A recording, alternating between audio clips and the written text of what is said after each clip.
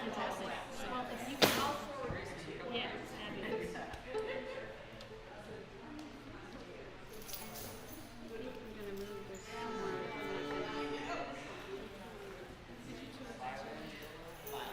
I want to check the piano tuning and make sure.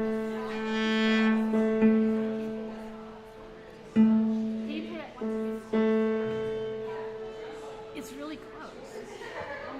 It was so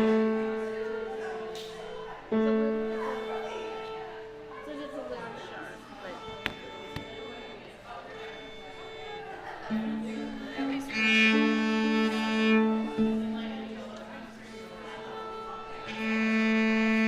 think that's the A for the piano. It's a little sharp to my.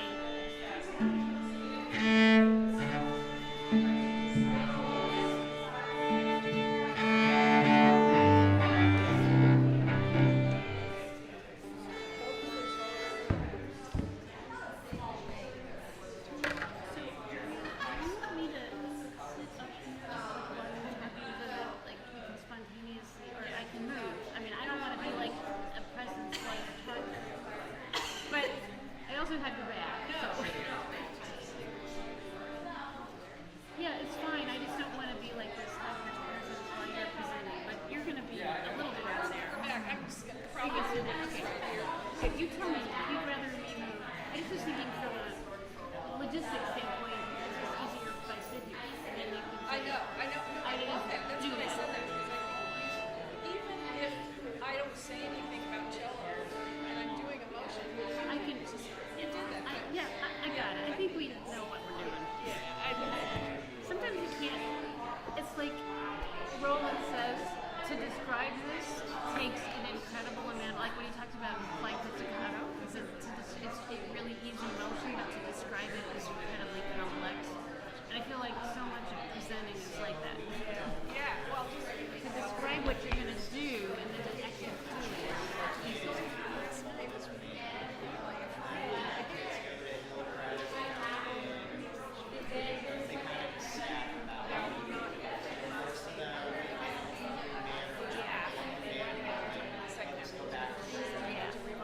And I think, just to get through the material, we were talking about this last night.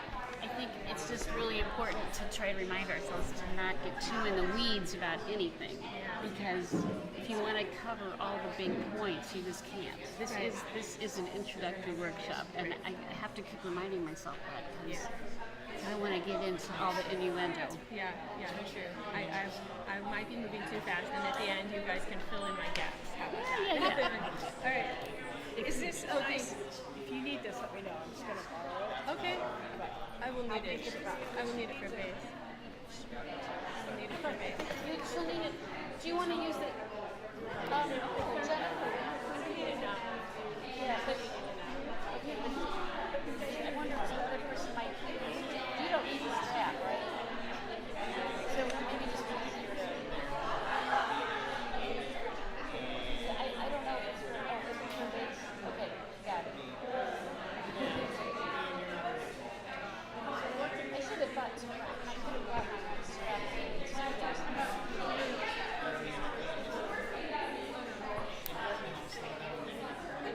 Material session.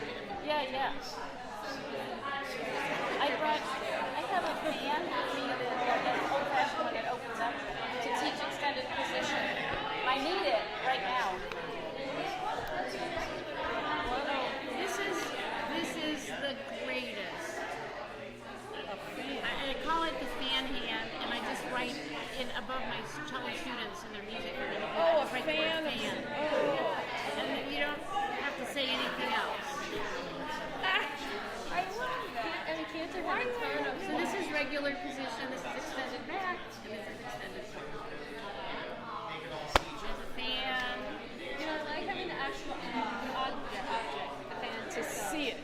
Yes. Yeah, but I can use this Today, but double punch. A dual concept.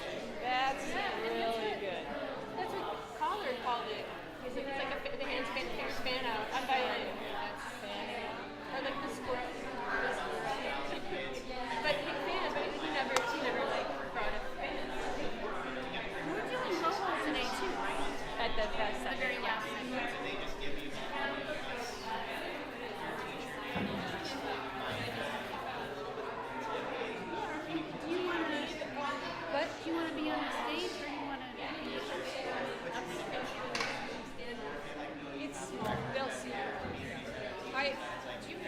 stop though? So that's the one. The one she Just took. she could use this. Right. And you could use that. Yeah. Jump.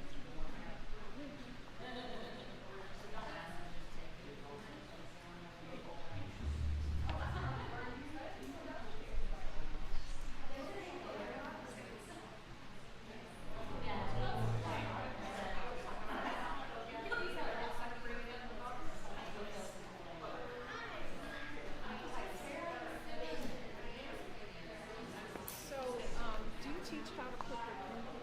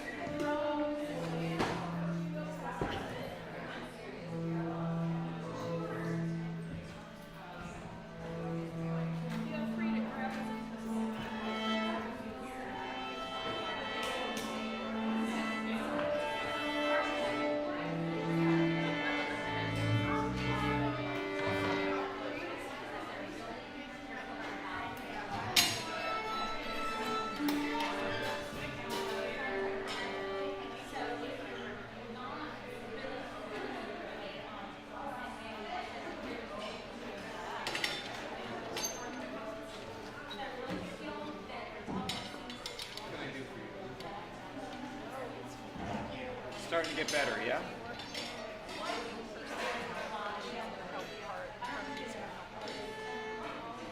Okay. Oh, good. Sam, you need anything else?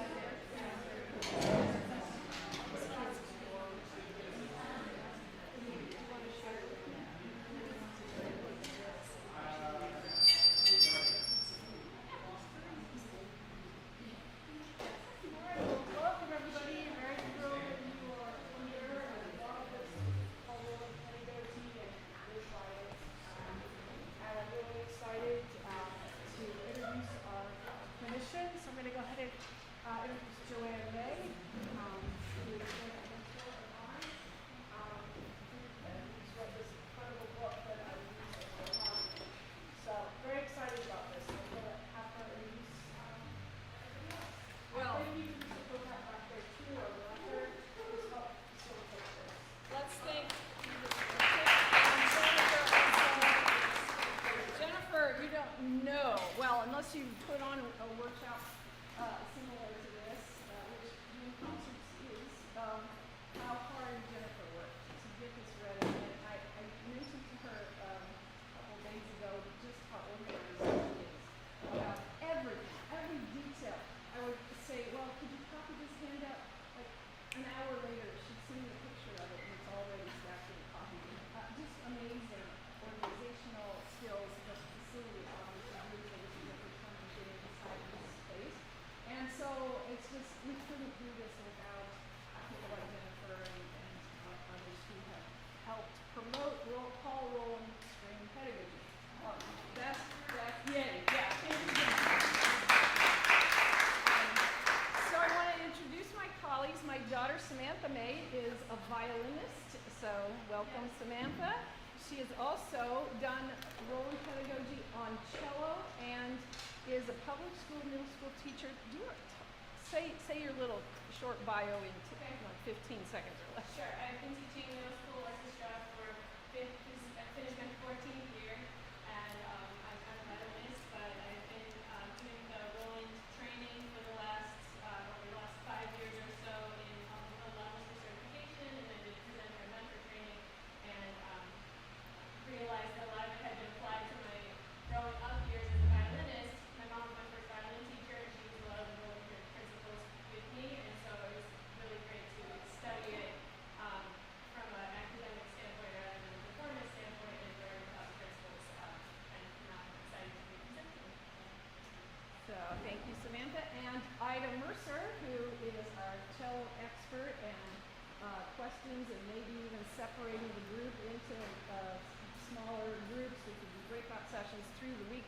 Ida, would you like to introduce yourself?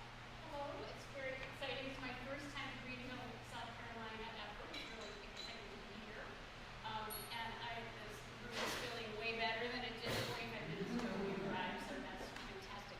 I'm thrilled to be here. I actually worked with Paul Rolland at the University of Illinois as an undergraduate and took his Spring Pedagogy class, and which was an incredible revelation to me, as I hope this presentation to all of you will be a revelation to you. How many of you have done Rolland before? Okay, so for those of you who are being introduced today, I'm very excited for you because there are going to be many aha moments in your day and these 4 days that we're together. But I live in Cleveland, Ohio, and I teach at the Cleveland Institute of Music, and it's a joint music program with the Cleveland Institute of Music and Southwestern Reserve University. They're on the same campus. And I also am a freelance cellist in the area. I played in the Human Opera Orchestra in LA Orchestra for many years, and a piano trio. And I'm executive director of the Cleveland Cello Society. So I have a very Catholic view of life as a cellist. But I use the Rolland method. It is my North Star for teaching. I have about 20 students right now, and it's really been an incredible work. So I'm excited to share all these thoughts with you this week. All right, thank you, Ida. And Joanne May, I studied for 3 years with Paul Rolland on campus at the University of Illinois. He unfortunately died at a very young age of 65, I think, and so he hadn't had time in his life to complete this project that you're going to hear all about this week. He did the violin and viola version first, and his plan was to move forward with the lower strings, and that's why we are so happy to have somebody like Ida who actually studied his pedagogy on campus with him. And Joanne Erwin, who also is another cellist who taught at Oberlin in Ohio for most of her career, to be the two cello experts writing the cello book to go along with the companion of the Teaching of Action and String Playing book that Paul Rolland wrote. Also, we have two bass people who are working on the bass version. Michael Finelli is the only bass campus when he was his teaching assistant. He actually met him at the summer camp as a kid, and then later he became his teaching assistant, and he had lessons once a week, and Paul would say, here's the movement, here's what I want to know about the bass and how it applies. And he would give that assignment to Michael, and Michael would go away for a week, try things out, talk to the dance teacher. He was very involved with the dancing people, the choir people, because of the vocalizations, and Alexander technique was a big part of the study at that time. And we still do Alexander sessions sometimes in these workshops, although we don't have an Alexander expert with us today. But we have this background of Michael's working with Paul, saying, well, this is how it applies in this motion versus the motion of the violin. So we know those things, and we have Michael's writings, and Michael's working now with Renata Caceres. We're all getting old. The people who were working with Paul Rolland, who died in 1978, are my age. And Ida's probably one of the youngest ones, I'm going to say, who had a chance to work with Paul Rolland. And so we are now finding the new generation, and my daughter's one of those, and other people who are about her age are finished with the training. And so we have a 4-level certification program plus presenter training and mentor training. So Michael is just an expert at all the bass things, and Renata Caceres is a wonderful Brazilian bassist who just finished her doctorate in Illinois. And she is, I'll do a plug for her materials right now before I forget about them, because we'll be plugging other materials that might be useful to you. She has an online, newly published version of, she calls them Bass Bites, B-I-T-E-S. So Bass Bites, you'll probably just find it if you type a search with that term, and if you want to know all about her pedagogy. And she involves Rolland. She talks about Paul Rolland and having studied materials from Michael Fleming. So those two people are writing the bass book. Four of us have been meeting on Zoom and creating these two companions to go along with the original book that Rolland wrote. And 50 years later, we're going to finally realize the goal that he had set in motion. Which is very exciting. Yes, it is very exciting to have those materials finally in place, and the Rolland family is still very active in the copyrights and maintaining their control, I guess is a word for it, over the materials to be sure that they're done in the right way. And so they look at everything. And they're very, Peter is a fiddler, that is Paul Rolland's son. They live in Arizona, his wife is a cellist, and the whole family, a big family, and they're all musicians, and it's really, really nice to have their connection with what the students like me and I and others have learned from Paul Rolland. Okay, so now I have to ask you, can you hear everything okay? Because I know there are fans going on. With our voices coming through okay? Anybody having trouble hearing anything? So the reason I'm asking that is for our purpose, but for yours as well, because I would like to have you introduce yourselves to everybody, like 10 seconds, maybe as short as possible, because we do want to get on and do some of the first hour's topic, which we haven't started into yet. Could you say your name in a teacher voice, nice and loud for everybody to hear? And if you're facing this way in the front row, maybe turn a little bit from the side or whatever so that people can hear better. And where you're from, so name where you're from, and what do you know about Paul Rolland pedagogy?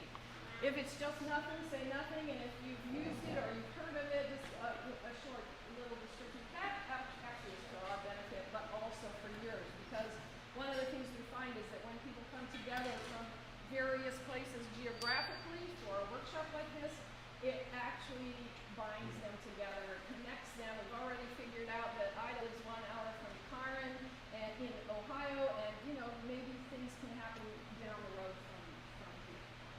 So how about we start with our dual purpose member right here. So go ahead. Hi, my name is Emily Busby. I'm primarily a bassist, but my first group violin and music shows. I just moved here 2 months ago, and I started a private studio. In terms of Paul Rolland, when I was in school, it was integrated into what we learned, but I'm not exactly sure what was Paul Rolland and what wasn't.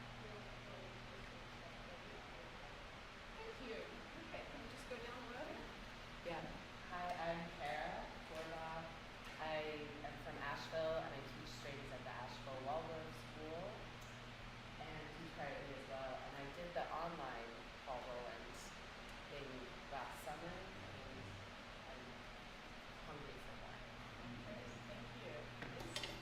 Hi, I'm Janine Parnell. I teach at Spring Grove High School. I'm the district director in Columbia.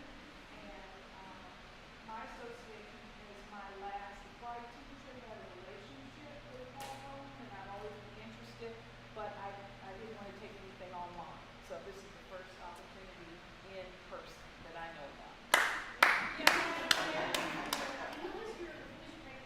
Robert Garla.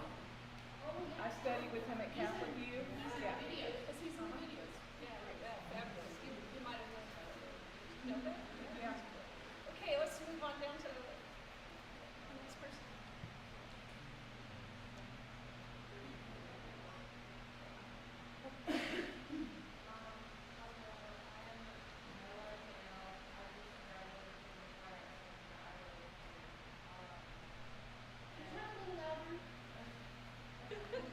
She's graduated from Fine Arts Center. Okay. And I know a little bit about Paul Rolland and the Pedagogy from Miss John, and he taught some of it to us. Okay, thank you. Next. Hey, I'm Carlos Cosio. I also just graduated from Fine Arts Center here in Greenville. I studied this past year, I was in Miss John's program, and we kind of got some introductory to Paul Rolland. Very good, thank you. I'm Ann Bummer, and I teach orchestra at the freshman campus at Rolland High School in Spartanburg, which is about 30 minutes from here.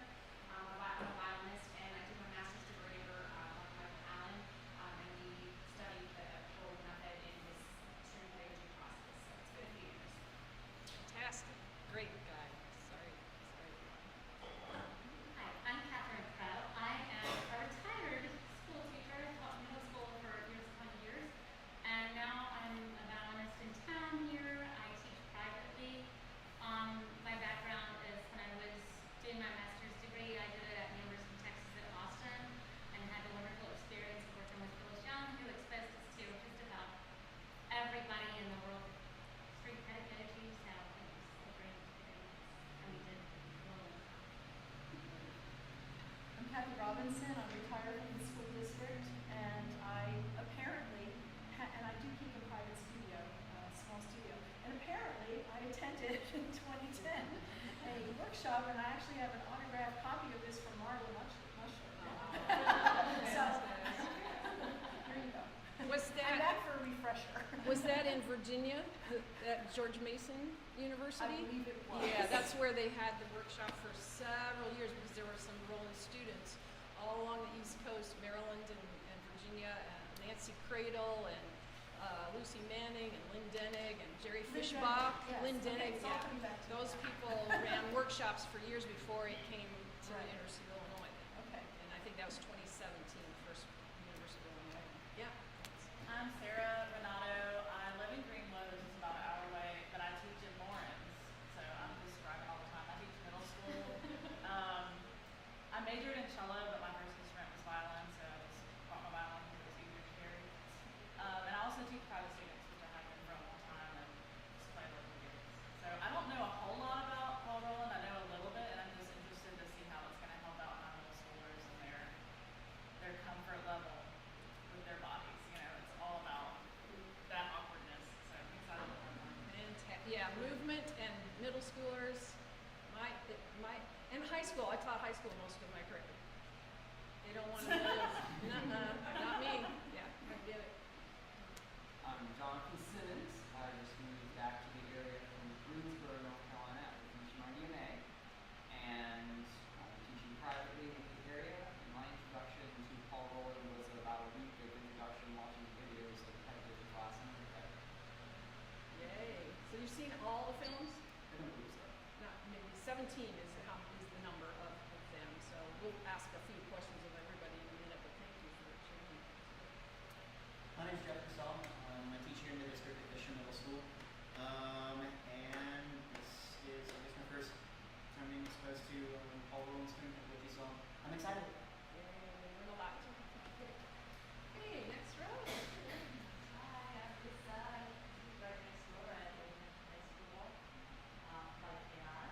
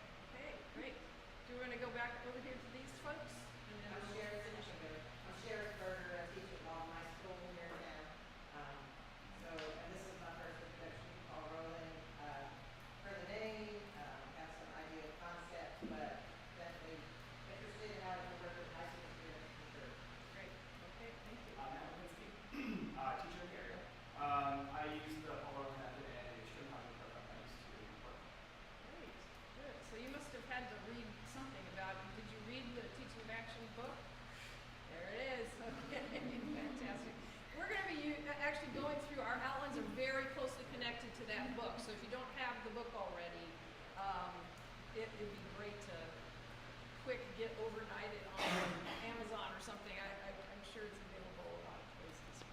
That's my plug for that. Moving on. Kristen Kirby, I teach at Gilbert Middle School, which is outside of Columbia, South Carolina. And I've heard Paul Rolland over the years, but just recently started kind of studying, going through the book, and excited to learn by doing, so just learning by reading. Fantastic. Love it. Amy Evers, I teach at Westwood High School, which is also outside of Columbia, other side of Columbia. And like Kristen, yeah, I've heard the name, I haven't really studied it. I have some YouTube background too, so but, yeah, so anyway, I'm interested to see all of what's going on. Thank you. I'm Jax Hutton. I teach at Drew Middle School, which is about 30 minutes that way around Kentucky. And play violin. I had a teacher in college that was all Rolland encouraging, but I don't think he ever really used it in college. And then I've done some of the Astor workshops with him and that. Okay. So it's gotten more introduced to it through that. I haven't really, I don't think I'm incorporating it, but I would like to. Okay, fantastic. Let me ask a few questions. Did I get everybody? Oh, Karen! I'm Karen Ladler. I am originally from this area, but now I'm teaching in Ohio. Cello is my main instrument, and being that's so critical to it is I teach K-5 through 6th grade students in your class. Fantastic. Okay, thank you. I have heard that all women really experience that, and that's what I think. Okay. Hi, I'm Emily Kirkpatrick. I am a violinist here from Greenville. I teach elementary school strings at Stone Academy. And like Ann Lisa, I study with my love at Nice. A lot of Florida State grads. That's great. Okay, is that everybody? Okay. Questions. How many of you are primary violinists? Primary violists? Okay, proud. I'm a big violinist. Proud of them. Just primary cello. Look at that. That's so great. And primary bass. Okay. And how many of you are now or have been a public school educator? How many of you are now or have been a studio private teacher? Did you guys ever teach lessons to anybody else in a private setting? Okay, it's time you do. There are lots of people out there who want lessons from you. Okay, and college professors. See, some of these people's hands are pulling up multiple times. And students, that should be everybody, right? We have our graduates from here and students of all ages and sorts. Okay, is there any other question you want to ask before we see the film? That helps us also. people have seen the films or not? Oh, how many of you have seen the film, one or more of the films? Okay, well, so here's what we're doing. We will show all 17 films. You will be receiving an endorsement level 1 for just having attended this workshop. You will get a certificate in the mail from our head of the certification committee, May Chang. She has asked me to provide her with the names and email addresses of all of you. So she will be creating the certificates and sending it via email, so it's not a handwritten one, but by level 4 you get a calligraphy name by me, because I love calligraphy and I do it in all sorts of different scripts, and your name goes on the level 4 graduate certificate of certification official. After that, there's a post-certification course in how to become a Rolland presenter. Can you be a Rolland presenter in a workshop somewhere without having that certificate? Yes, absolutely. This is just a way to identify people who have taken that course. And when you take that course, you take it from me. I'm the only one who's ever taught that course, Ida, and Sam. And it will be taught by other people, but at this point, it's basically how to be a good teacher, how to make a good plan, how to present yourself, how to use your teacher voice, how to project yourself either online or in person. What are the issues? How do you walk around? How do you not be what I'm being right now, which is a talking head? And how do you impact people's lives through your presentations? The second course that I wrote also, and the only teacher so far, is how to be a mentor. And we hire the mentors to teach levels 2, 3, and 4. Because level 1 is a workshop, but levels 2, 3, and 4 are no more than 6 people at a time in 2, no more than 3 people at a time in level 3 and level 4. So you get a lot of close work, a lot of specific questions answered about your own teaching and your own playing. And those programs, I think, are really worth the efforts. I've had I do some online teaching through Vanderbilt College in Chicago, and just finished a level 2, and those teachers are just on fire. I had 4 of them, and they're all like, I'm doing level 3 next. This is so cool, it's so different from level 1. So level 1, that's what you're doing. This is an overview. We will not be going in great depth on Sautier Bowie. We will, however, touch on it, and we want you to ask a lot of questions because your questions will help us know how to proceed with some other issues that we might be planning. Okay, so I've talked enough. It's time for us now to watch the first film. It's one of the longest, if not the longest. It's 23 minutes and 13 seconds. I think you have those timings, don't you, in your handout? Does it say that on your first page? And it should be number 01. Does it say that on the handout? Yeah. Okay.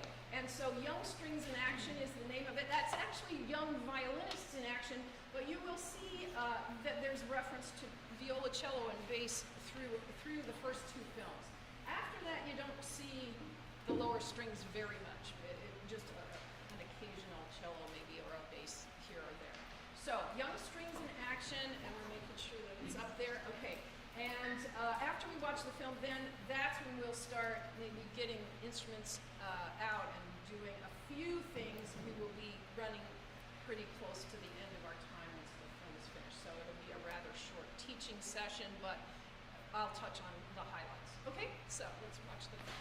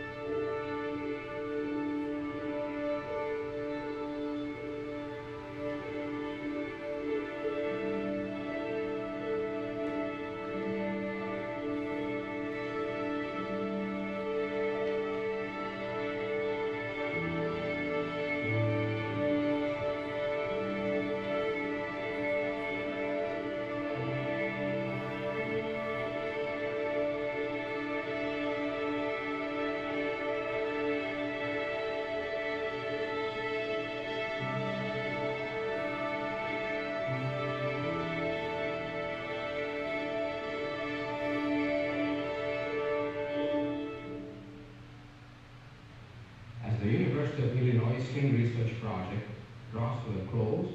We are pleased to present children from the Urbano-Champaign project classes playing new compositions. After less than 2.5 years of class instruction, the children demonstrate the main principle of the project: freedom and ease in playing through the use of good motion patterns free from excessive tension.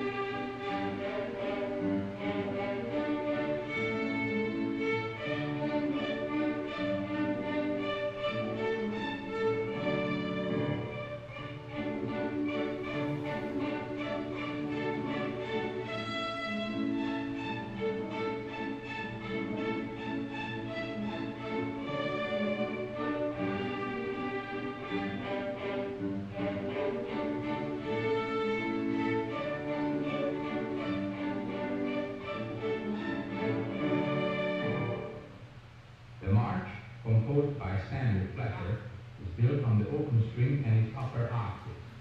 The two notes of the octave must match and should sound almost the same when played together. The octave, the first interval studied, forms the basis for good intonation and left hand position. It is played with the open string and third finger, open string and fourth finger on cello and bass. The Cradle Song by Stanley Fletcher gives the students additional octave practice. These tunes are also played in the third position. Let's play now the Cradle Song.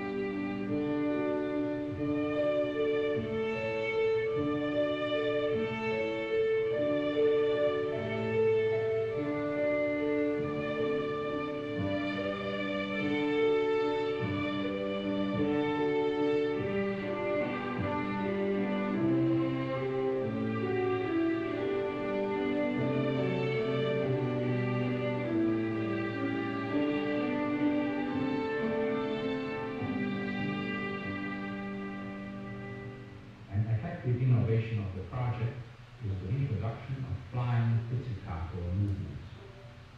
This simple exercise helps develop freedom of movement, body coordination, and long bow strokes. The students practice this technique in the next piece, the boom and the chick-chick.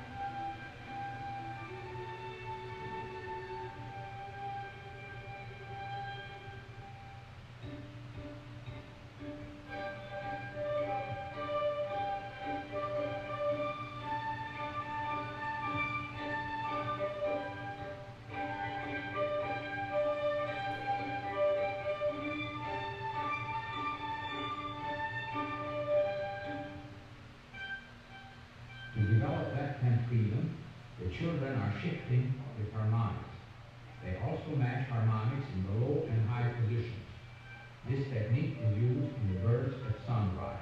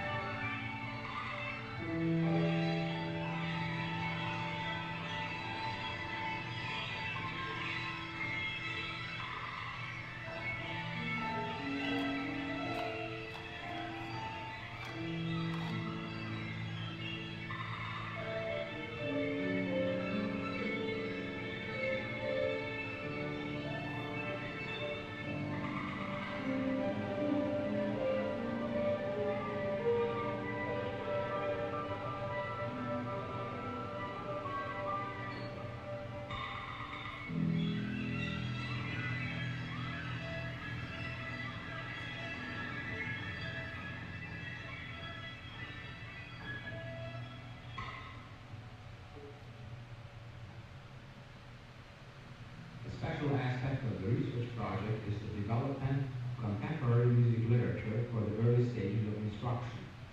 Peter's March by Richard Wernick and Duet for Violin and Cello by Alan Schulman are among the pieces commissioned under the direction of our research associate, Margaret Parrish. These pieces abound in changing meter, dissonances, and independence of parts.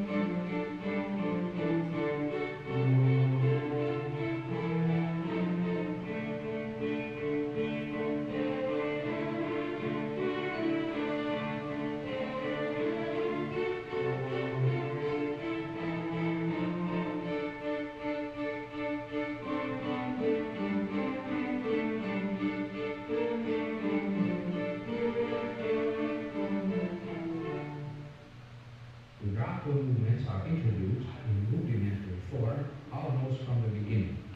As a result, most of the children have developed an acceptable vibrato by now. The pieces composed by Stanley Fletcher are designed to teach specific intervals and techniques in a progressive order. In the sweet melody and swinging along, major and minor thirds are alternated.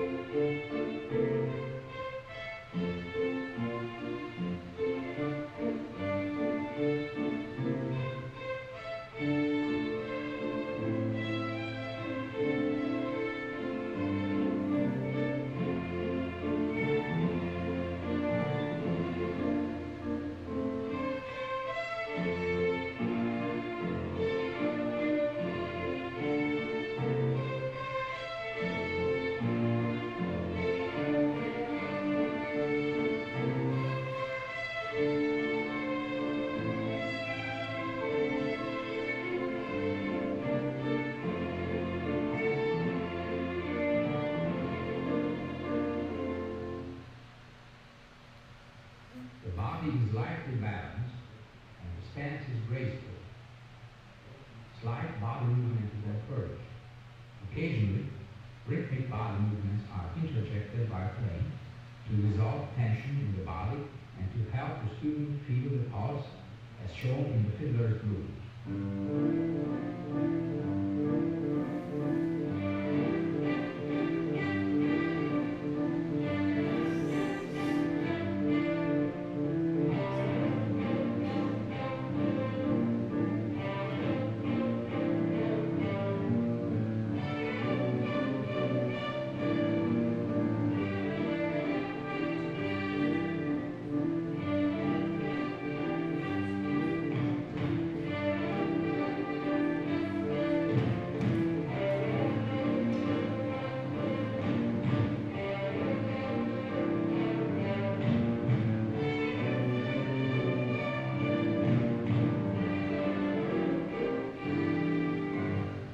Children enjoy playing lifter balls, which were introduced early to encourage a balanced and flexible ball arm. The fiddle pump tune helps the students learn lifted, staccato, and ricochet bowlings.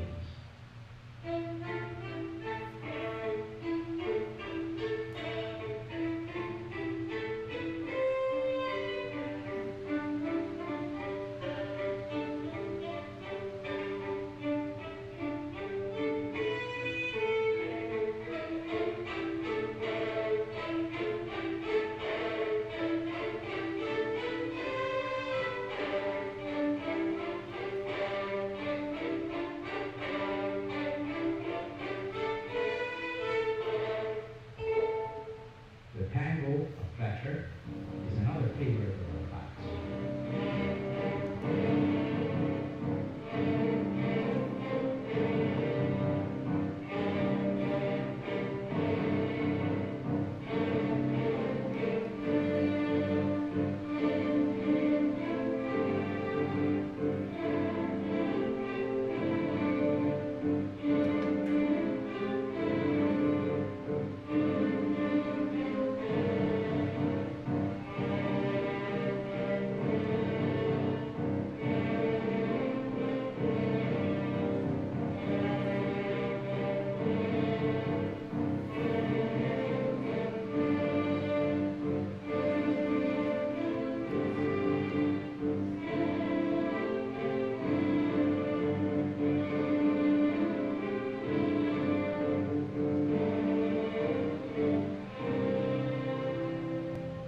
Among the pieces composed for the Contemporary Music Project are Virginia by Halsey Stevens and the musical game of Tag by Richard Rolland.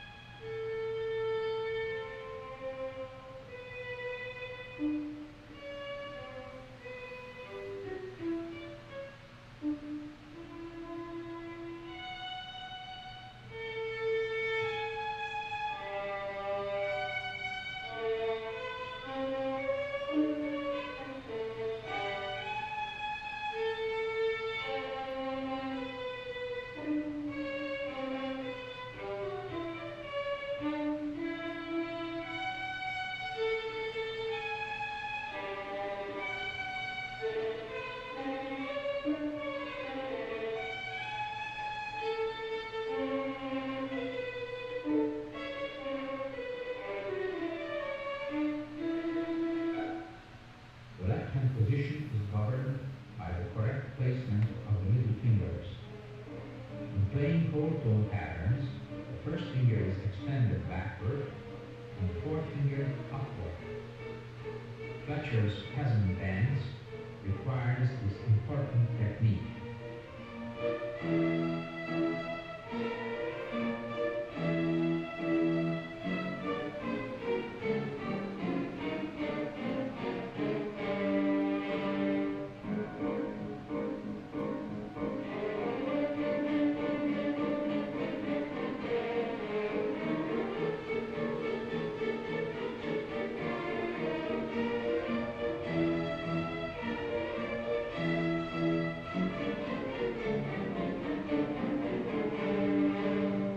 String crossing techniques have been studied in various forms throughout the project. They are essential for the development of flexibility in the shoulder, wrist, and fingers.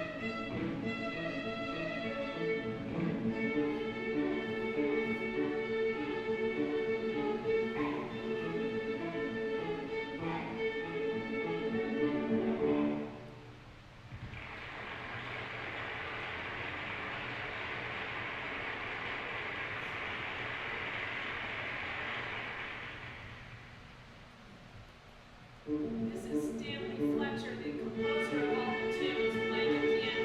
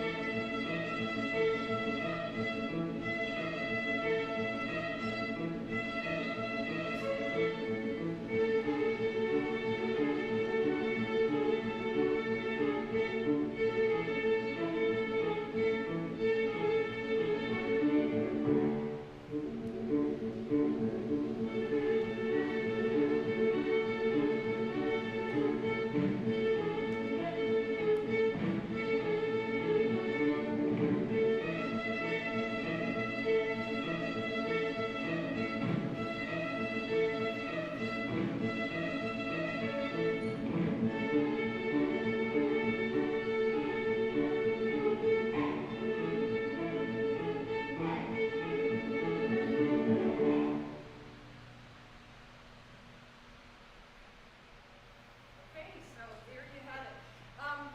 The opening, do you need to stop that, or is it looks like it's just going to stop on its own. Gives you the overview. You see a lot of the actions you're going to be doing and some of the tunes you're going to be playing. The tunes I want to just make a mention of, we have a set A, set B, set C that are on the table back there. You won't need them today, but we will do a play-in. One of our sessions is going to be playing through those sets. They're just copies of samples samples. There are only 2 books, but we just took little samples of each of them in all of the instrument parts. I hope they're all going to be understandable for you and ready for you to try if you haven't ever played any of them. Stanley Fletcher collaborated with Paul Rolland, and Rolland would give him the ideas of the notes that he had access to for certain techniques. And in every page of every song, there's a little box in the upper right-hand corner that shows what finger patterns are being used. And as you saw at the beginning of the film, the octave is the first interval taught to the children through this pedagogy. And so the opening, maybe 3 songs are all just octaves. The motion of the body, the total body action things are near the beginnings of book 1, and toward the end of book 2, you'll get things that are encouraging vibrato and more advanced bowing techniques and that sort of thing. So I think they're really valuable. I use them in my public school teaching with discretion, I will say, because some of the tunes don't have very connected bass parts to the actions. The bass, for example, is the bass line sometimes in some of the tunes. Sometimes the cello even is designated to that chorusat position instead of doing the actual tune or doing the actual action that it's written for. So there are limitations to it, but it's a wonderful set if you're teaching, say, whole step pattern in the fingers where they were doing, I forget, no, that was peasant dance. Yes, the whole tone scale. And there's one that's called, my favorite was Dancing Butterflies. 2 dancing butterflies, da-da-da-da-da-da-da-da. It's just interesting that Rolland gave Fletcher the ideas, and then Fletcher put them into his really creative compositional mind and on paper. So that's how those were created. They're still being published all over the internet. You'll find them. Amazon's such a good resource. Anyway, so let me just tell you a little bit about the background. One of the opening pages of the Teaching of Action book talks about a woman by the name of Marilyn Sexton, who taught in the school district that we in the Chicago area. Oh my gosh. We have K through 8 districts and 9 through 12 districts. They have their separate school boards, their separate superintendents. It's all over the suburban area that way. It was just somebody's brainchild, and it caught on, and I hated it because as a music teacher, I wanted to know that I could have the same institute day as the elementary string teachers so we could get together and collaborate and do, our full curriculum from kindergarten, if that's where some of my programs started in kindergarten, all the way through high school seniors. So I didn't have that advantage, but Marilyn was the one who taught the K through 8 program of my high school program. Not at the same time. I never even knew the lady, but I knew her kids when I got there. I came in the 80s and started in this high school program, and there was this wonderful history of fabulous orchestra at Glenbard East High School. And I thought, no, this is just a regular town. There's not a lot of money in Lombard like Glen Ellen, which is next door. There's not a lot of money, there's not a lot of resources in the school district. What's going on here at Glenbard East? How's the orchestra program so great? Marilyn Sexton started those kids using this pedagogy, and I got the benefit of it a generation later when the orchestra director from there retired and I took over. The teachers in the elementary and the middle school were still teaching in that same pedagogy. That's what was happening. It's a long-lasting thing, is my point, and it's unbelievably effective if you know the way to incorporate the movements from the very beginning. And if you do it from the very beginning, it's not foreign to shift to 9th position to 6th grade, because they've been going up there since their first lesson, literally their maybe second lesson, I would say. So that's where I was able to step into this high school program. I was honored to be chosen to be the orchestra director, and I was there for 22 years, and it just kept going because I had the Rolland pedagogy in my background too. And it was just a beautiful place to be because of what Rolland had done with his amazing mind. So the results of a year of instruction were that the intonation was better, the technique is more advanced, the playing is more relaxed? Did you notice how much movement these kids, too much sometimes. You know, the exaggerated position is how I always would teach a new concept, because I want to make sure that if there's a sequential motion required in a certain bow stroke, that they actually raise their elbow first before their hand. You know, that's a kind of a foreign, weird thing to do to the body. What? You know, that's what kids usually say. What? So, so having that exaggerated motion, you saw some of the is it Heidi Wilcox? The little girl in the blue dress in the front. She's like, she's just always going like this, and her elbows just move. Well, that's the exaggeration. It gets refined over time. It does. Sometimes people will see that and go, oh my gosh, I'm not teaching my kids that. That just looks weird. So yeah, it is weird. It's weird, but it's relaxed.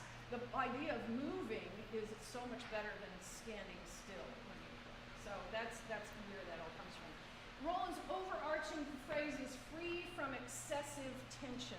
If you take nothing else away from this workshop, which I know isn't going to be the case, but if you do not learn anything else, write that phrase down. You will have your students play free from excessive tension. Does it take tension to play an instrument? Absolutely. You'll drop the instrument if you don't have tension somewhere in your body. You have to hold, you have to pull, you have to push, you have to raise, you have to come, you know, move side to side. All that's required for good playing. But where is it excessive? That's what he studies the most. That's why all of the body motion people, F.M. Alexander, for example, was a theater guy, but he studied him because he was ruining his voice, and he wanted to know, how can I do this? Well, lower your chin. His coaches were always saying, raise your voice to the outside of the theater, and that was hurting him. It was actually damaging his body. So that's what's at the root of all this. The rhythmic sense will develop more quickly, and this is the one I want to emphasize the most. Hand positions are better, and I underlined it in my outline, with less work by teacher. How many of you are sitting here going, I can't do all that. I'm already doing too much. This sets up a series of body motions in students if you do it from the beginning, and if you don't do it from the beginning. I started this high school program for 22 years, working with ninth graders. They've been playing since fifth grade. Oh my gosh, what do I do now? Well, there's a chapter near the end of his book that's called Remedial Teaching. Do you know that all teaching is remedial except for that very first lesson on whatever topic it is? All of it is remedial. So Rolland has some tips for you about that. And so there are many things that came out of this project. You saw the opening screen that listed the project. The project was a grant from the U.S. Department of Health, Education, and Welfare, that's what it was called in those days, of $200,000 that he actually received. He wasn't even going to ask for that much, I understand the story goes. He was going to ask for $50,000, and that was huge money in those days. And somebody was having a conversation with him over lunch and said, maybe it was Stanley, it was one of the guys that were involved in the project, other professors or women. There were lots of variety of people around. It was totally Clara. Was it Clara, his wife? Okay, said, why don't you ask for $200,000?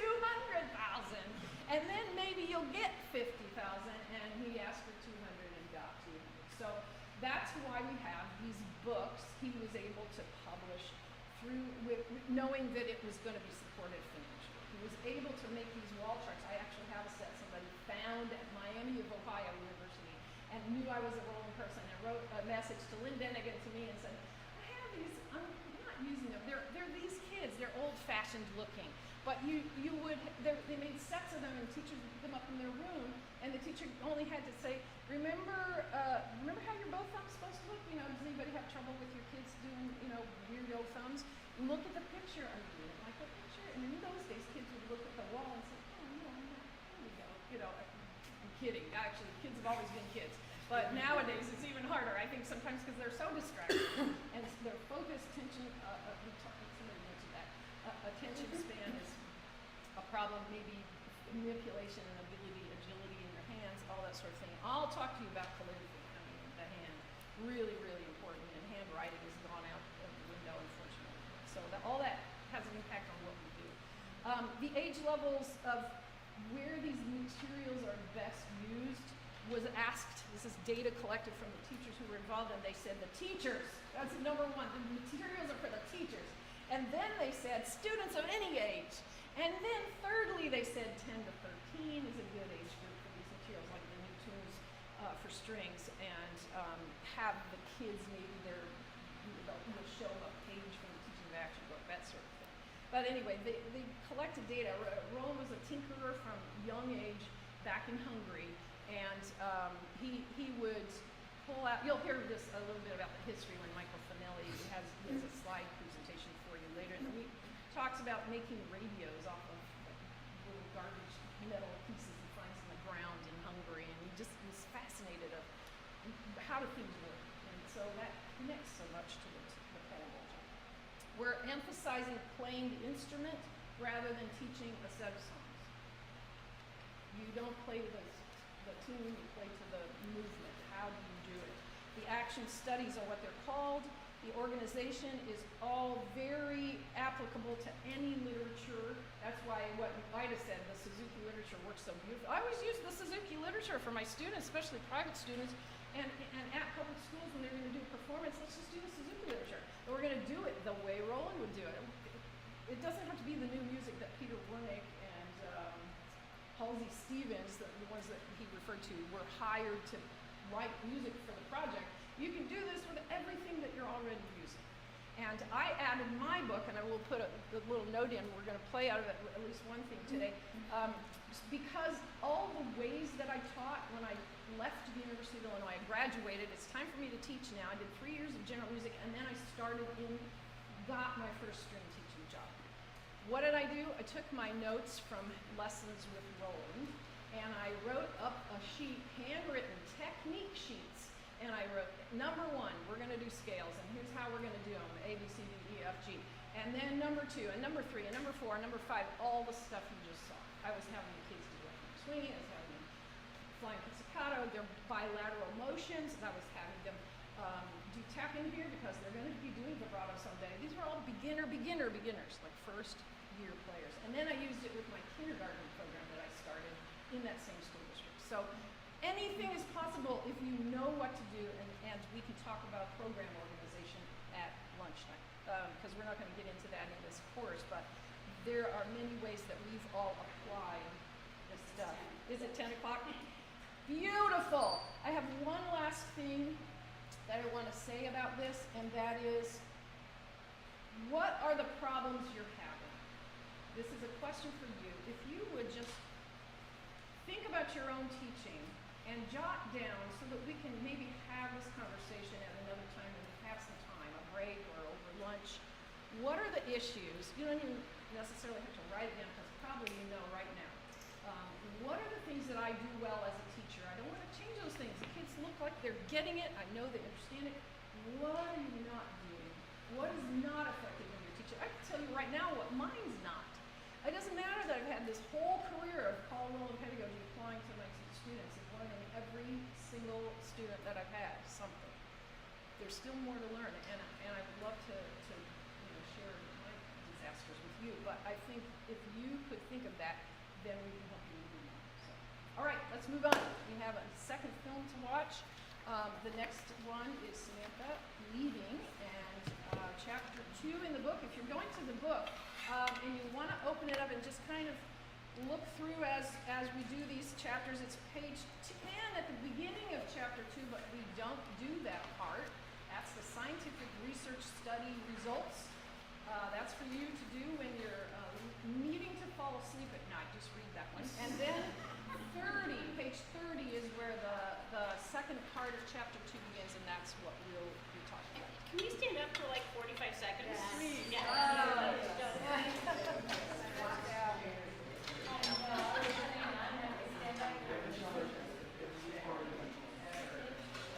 Get a sip of water if you have water with you. That'd be good.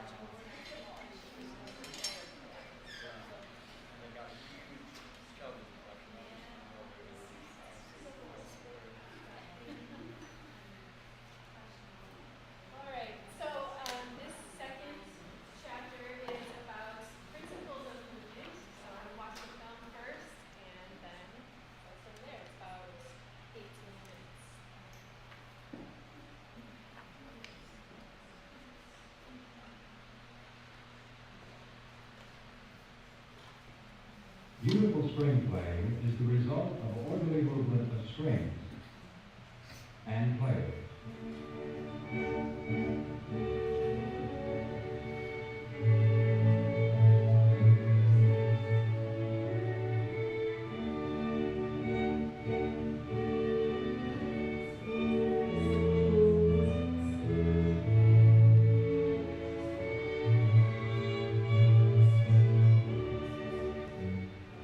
String instruments and string players come in all sizes, and good playing movements can be learned at any age. In this film series, principles of movement in string playing will be explained and demonstrated.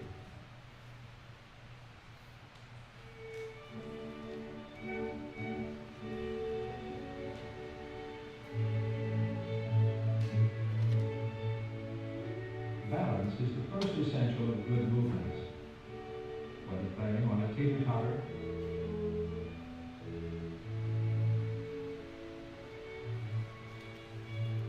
riding a bicycle, or playing a stringed instrument. The body must be lightly balanced so that every one of its parts is free to move at all times.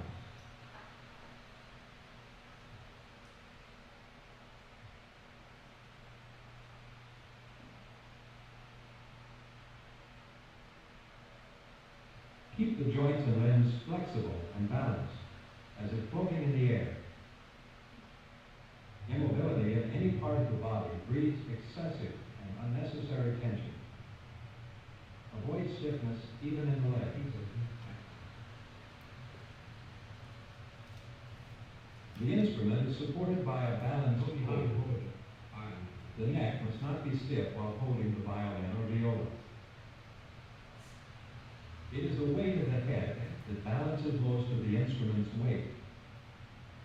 The left arm helps a little. Good. Not with the left hand.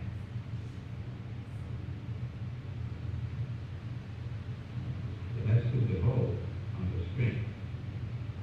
To the weight of the bow on the string. Rock and roll. Let's keep that shoulder down. The weight of the bow arm is partially balanced by the instrument and the left arm. Avoid tension caused by gripping or supporting the bow excessively. The bow rests on the strings as it transmits the weight of the relaxed arm.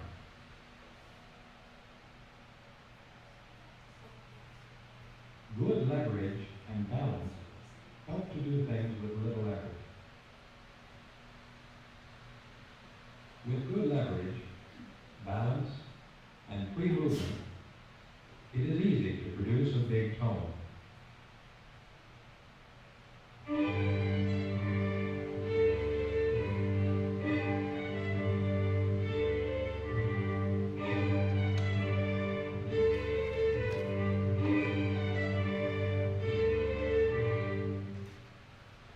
Use the leverage and weight of the arm to provide needed bow pressure on the string.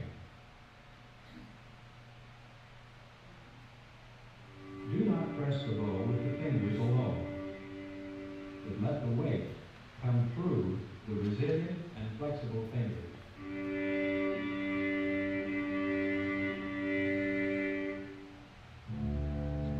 Wrong. Right.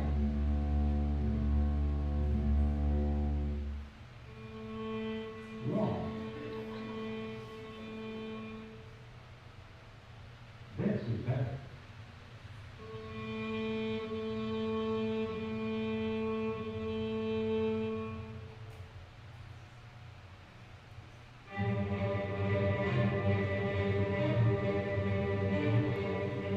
Repetitious movements are often used in string playing. The dégagé, sautillé, tremolo bowings, and the bravado are repetitious movements. Their techniques depend on a well-balanced arm.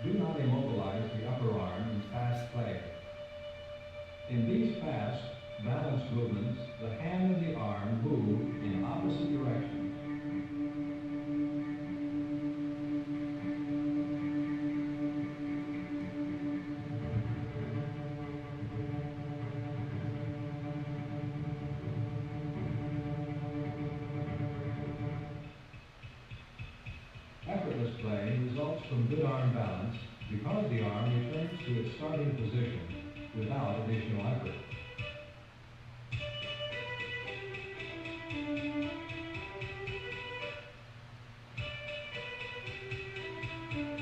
In string playing, 2 notes may result from 1 impetus.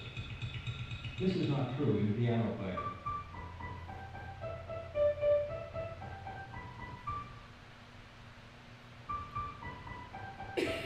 Don't impel every movement in fast play.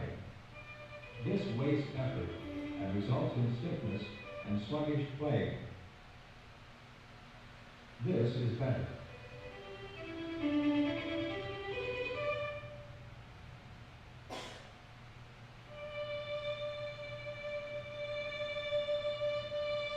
Also, balance the arm in vibrato.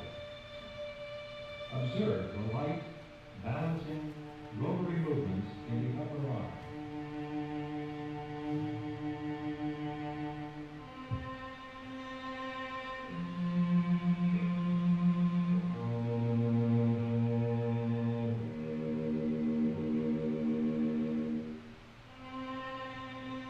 Notice how naturally the left arm balances the extended movements of the right arm.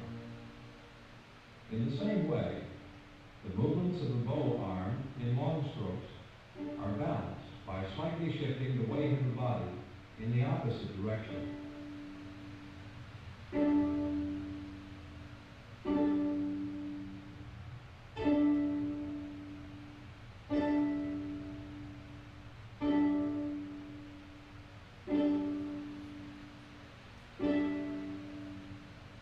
These movements come about quite naturally if the player is relaxed and sensitively balanced.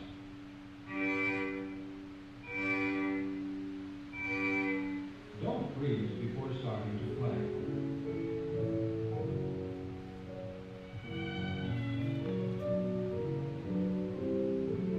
Anticipate the bow stroke in advance.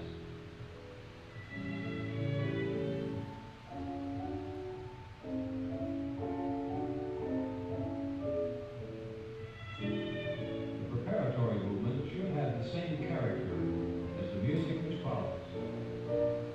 For gentle music, keep it calm.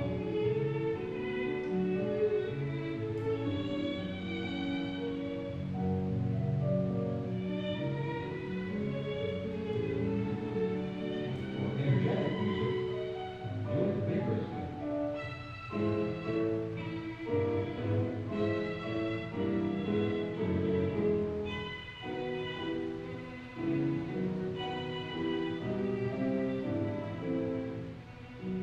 The baseball player follows the same principle.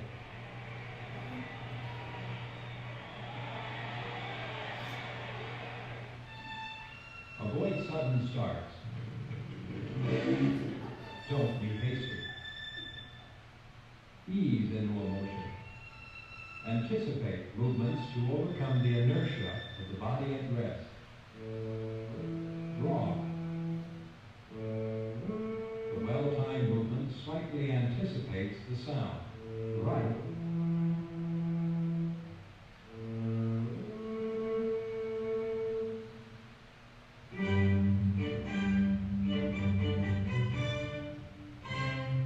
Just as there is a correct way to begin playing, there is also a correct way to end.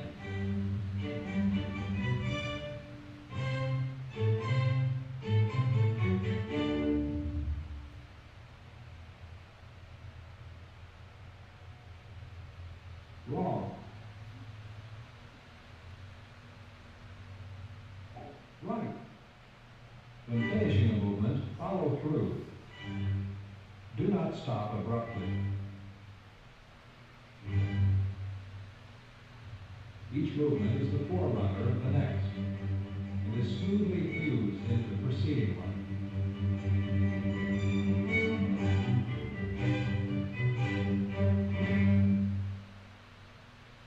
Don't interrupt bowing motions unnecessarily. Follow through smoothly during rest.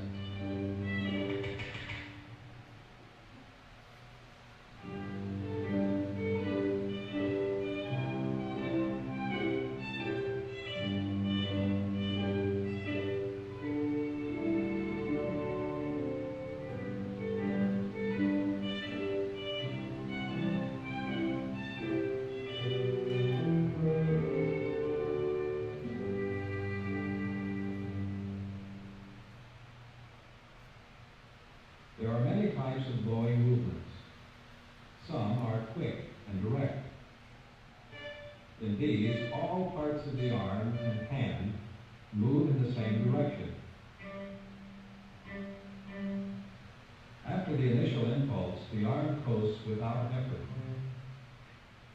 In these ballistic actions, the arm, hand, fingers, and bow all move in the same direction in an effortless, quick action.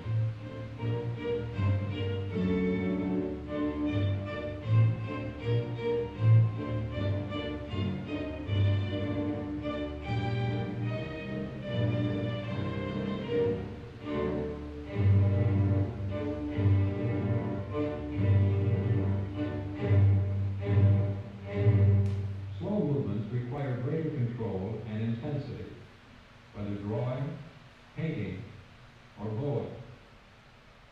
The chalk or bow must be held more firmly in slow strokes. A weak bow hold will cause an indistinct quality and a lack of control.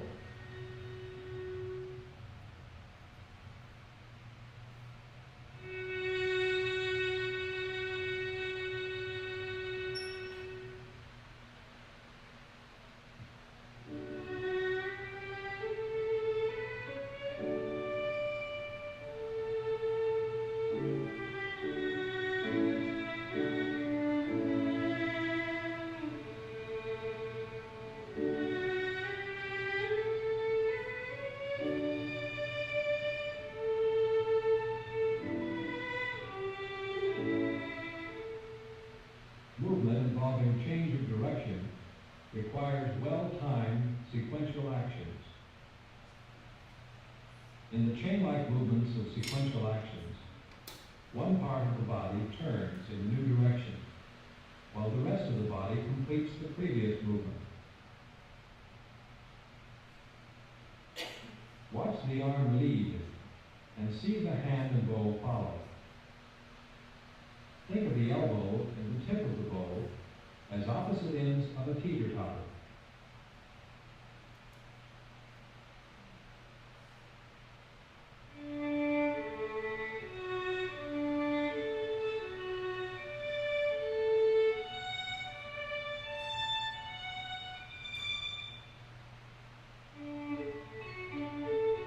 Avoid sudden jerky changes of direction which cause loss of balance.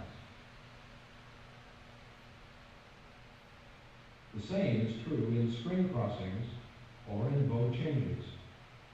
Glide smoothly from string to string with unhurried, round motions. Use a lightly balanced arm to play fast movements with ease. Observe the elbows. They seem to float. They are buoyant. Proportion the bow according to the length of the note. Use less bow in fast playing, but still maintain balance in the body and bow arm.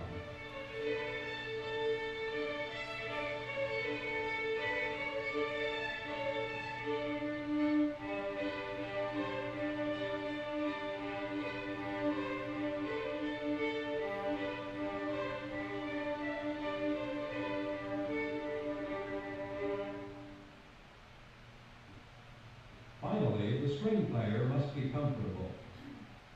Don't fidget before playing. Be ready to play instantly.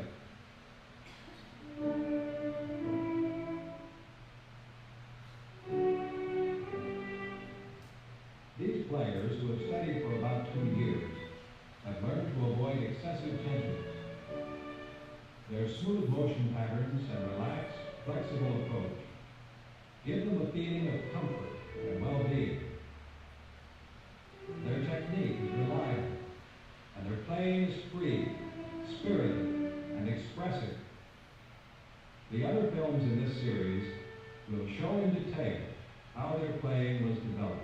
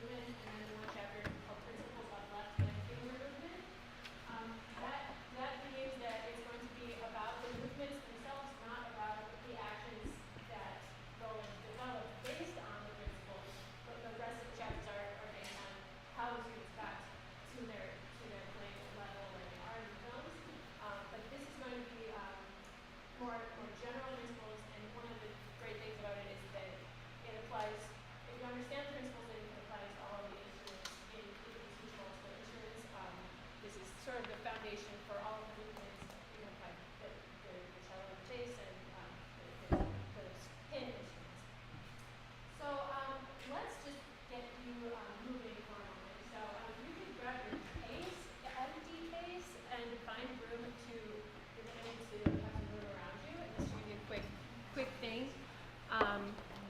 So be careful, or a purse, if you have your purse, that might be easier, a heavy purse. And we're going to talk about balance first. If you were to get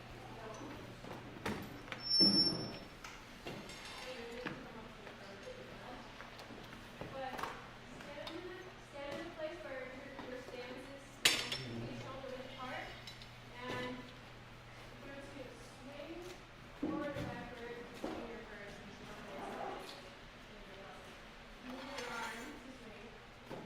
Your arms as needed. Do that. And then observe what's going on in the rest of your body. Don't just think about the pace. Think about the total body action. What is going on when you move your arms? And somebody describe it. Yeah. Exactly. When you fix it, when you're forward, you're naturally going backward in the rest of your body. Okay, now try going this way across the body. Can I say something? Yes. Relax your swinging arm as much as possible. Some of you are really muscular when you swing this way. Let it relax as much as possible. All right, and then you have anything else to add? Probably.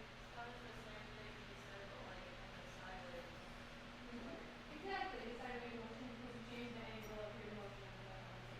All right, good. Anybody else have noticed anything about your whole body or anything else that you're feeling in any other part of your body? I was walking my knees and then I let it down. Okay, so you notice some tension in other parts of your body. Knees can be relaxed. That is an example of what Rolland calls static tension. Thank you for noticing that and bring that up. When there's one part of your body that's immobile and you don't even realize it, that's called a static tension.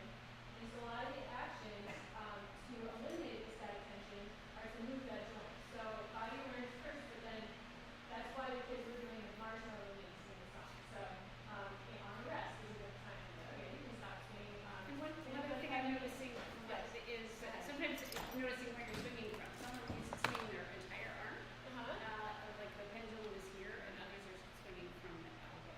And that's the pendulum swing changes, but to notice that. Yep. Okay. Thank you. So, the principle behind that is to go to one if you want to use that this is one. Anybody have anything else to add what they noticed in their body? Okay, so the concept of balance is just that we talked about. And the idea behind the concept is that it's the best way for your body to move. It's most free from tension when it is a balance. And it is that the whole body is performing the action. So I'm going to show you a couple of quotes from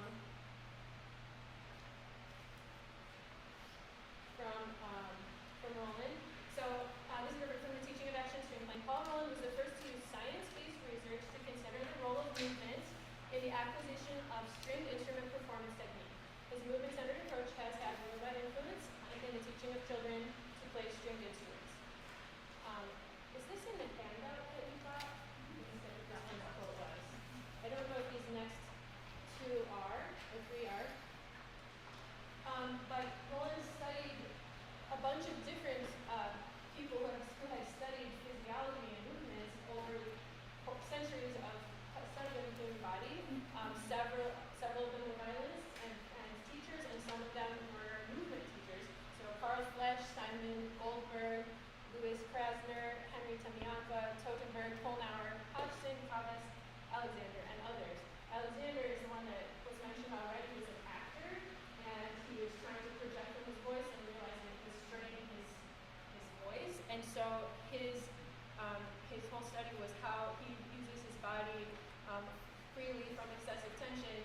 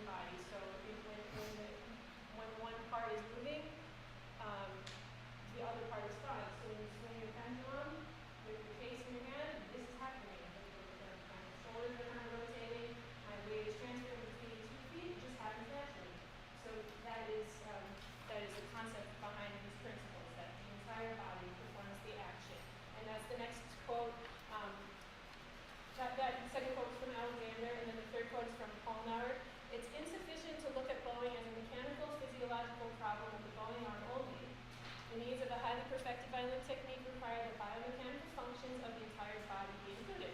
The older concept of just the arm performing the bowing is being replaced now by the concept of body performing this function.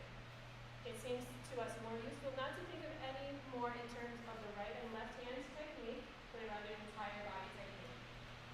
So where one part of the body is altered or instructed to do something, the body is responding, and so as a teacher you need to understand that that's happening and then encourage the movement so that the freedom is in the student's mind. Alright, so with that, we're going to talk about, you can do one more stand up and walk around the room. And we're going to talk about bilateral motion. This is one of there's about three big concepts that we're going to talk about. One is bilateral motion. We're going to talk about balance and balance motions. We're going to talk about sequential motions. So bilateral, does anybody know what bilateral means? Both sides? Yes. And in the Rolland Pedagogy, is going to add one part of that, which is both sides moving in opposite directions. Okay, so you walk around, maybe just take a stroll, and then I want to ask you, how does the walking show a bilateral motion? And you can think about your balance as you do too. But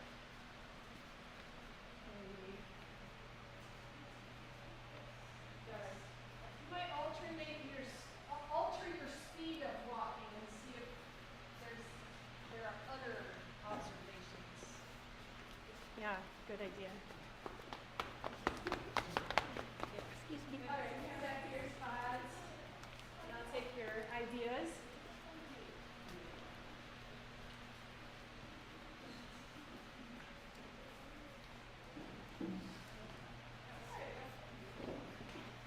Good walk around. Okay, so who can identify how bilateral motion is involved in walking? A lot. Yes. So, I was seeing when your right foot goes forward, your left hand goes back, but when your right foot goes forward, your left foot is also going back. Yep, exactly. So I'm like this way. Are you going like that? Right. Right and left side. Yeah, exactly. So you're right. So Okay. When your right hand's going forward, your right foot is going forward, your right foot's going back, your left foot is also going back. oh, these are going bilateral. Yes. Are we going to separate? Opposite leg and forward at the same time. Yes. Okay.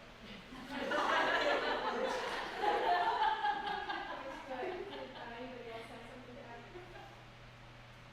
I notice a little weight transfer when I walk. So when my arm is out here, but my left, if this is balance, and then I'm also transferring my weight to my right, transferring my right to my left.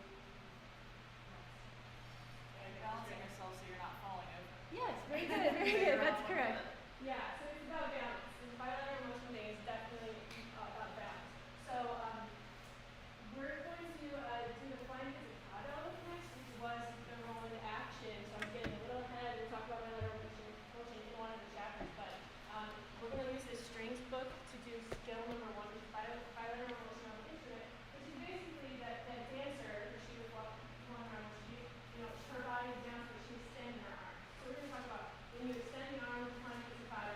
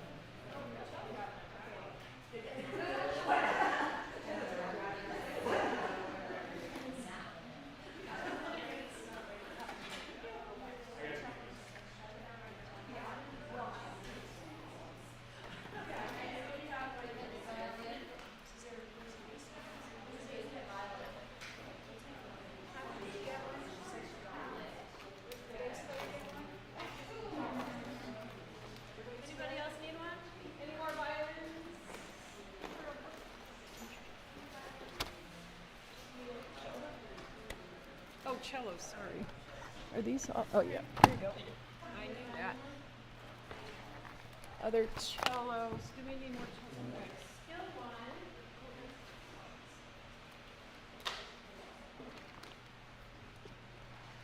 is on page one.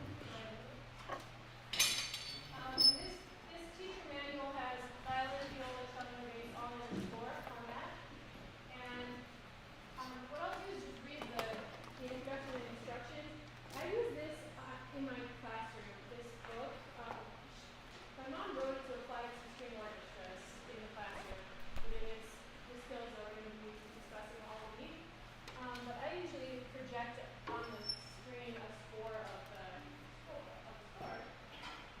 action, and then they can read for themselves the introduction and the instructions, and it's pretty simple.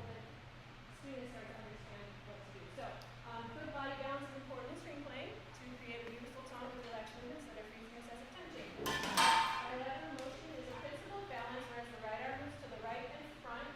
The body in the instrument counterbalance it by moving to the left. Let the bow arm and body come back to the center on return. These movements are try it in the exercise called flying pizzicato.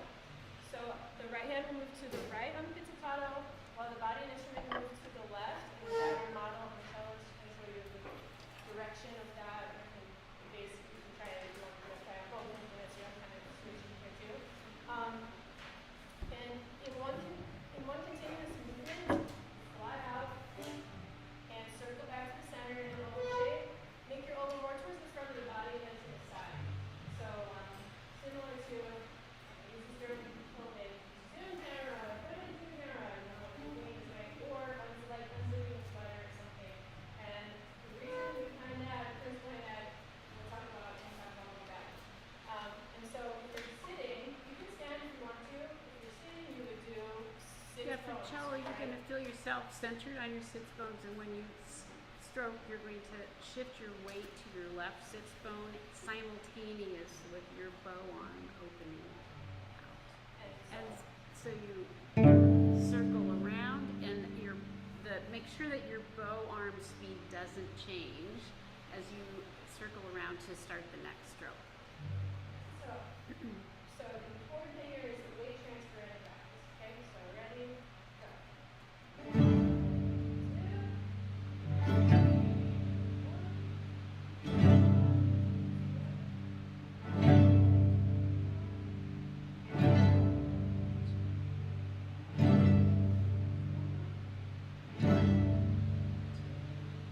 Okay, so that's letter A. Okay, can everybody stand up? Can I say something before you stand up?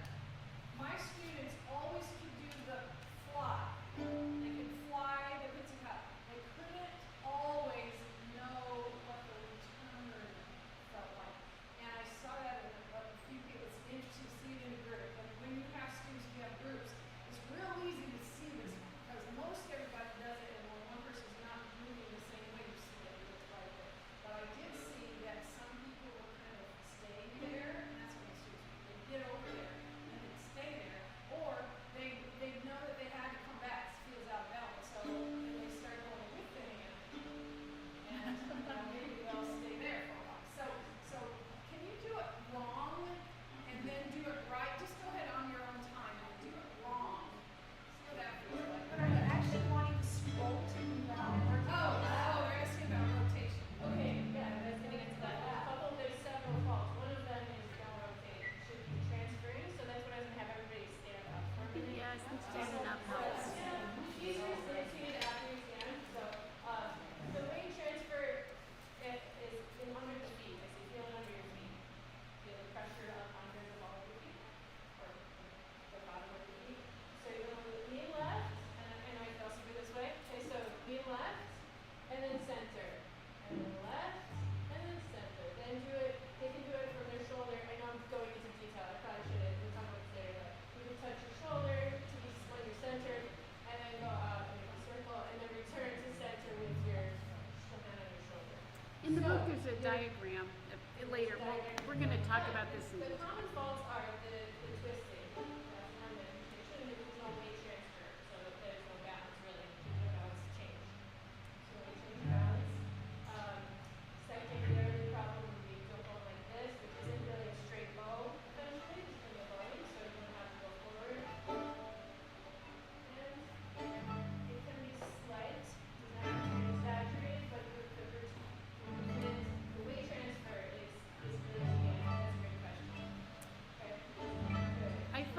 cellos that they often will stroke off to the right in this direction, and your bow, you really need to feel as a cellist that you're casting your arm into the room. So the forearm is opening, and like you imagine, like your arm is moving in the direction of your stand, not just sideways. So if you do that, your bow stroke is going to get you're going to lose the 90-degree angle. If you cast into the room, you actually keep that straight bow. So, yeah. the term of bilateral motions is one, if the students learn it early. I tried to do my youngest grade level are 6th graders who have played for already 2 years. I teach them this, and then I can say, okay, every day you do a scale with bilateral motion with bow and everything, but they know the term, we do it, they do it, it's a reminder, and it really reflects their understanding that, oh, I'm supposed to move, okay, and it's no big deal, it's not part of the culture of this classroom. So this is the way to introduce it. And then there's other rhythms in this one. So I wrote it's then fly. So if you want to try, let's try letter B, just to get a practice round of the weakness with that. Understanding the arm casting out is balanced by the rest of the body. Ready, go.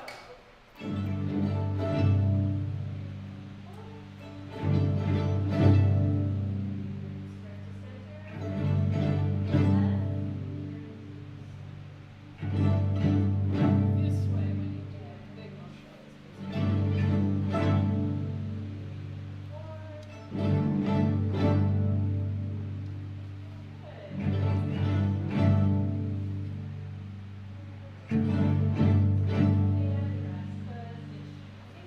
You can do that with their hand in like forward position. You can sit down.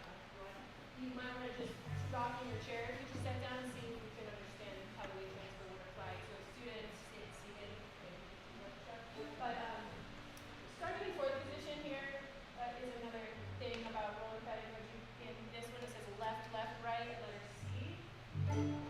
That gets them to swing their left arm. This is another static tension point. So if they can avoid the static tension by left arm swing, left, right, transfer. So it gives the whole body.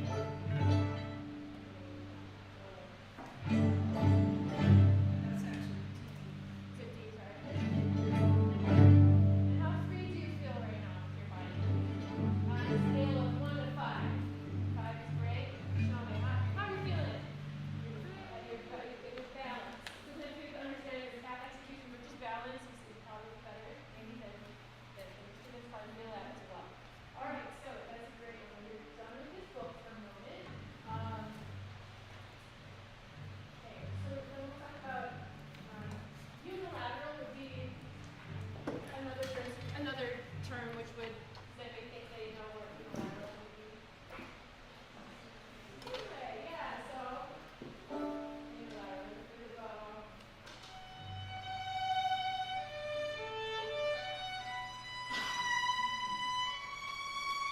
When you go the same direction, you can go opposite direction, you can change in between on a piece like that, it's fine.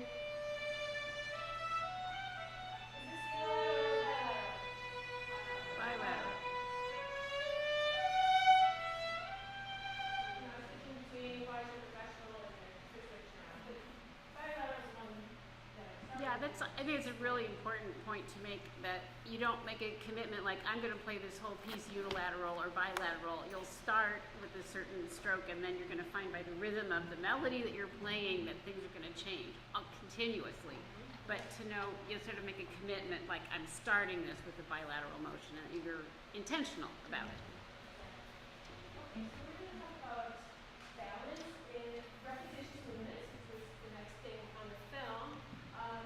So the teeter-totter is the balance.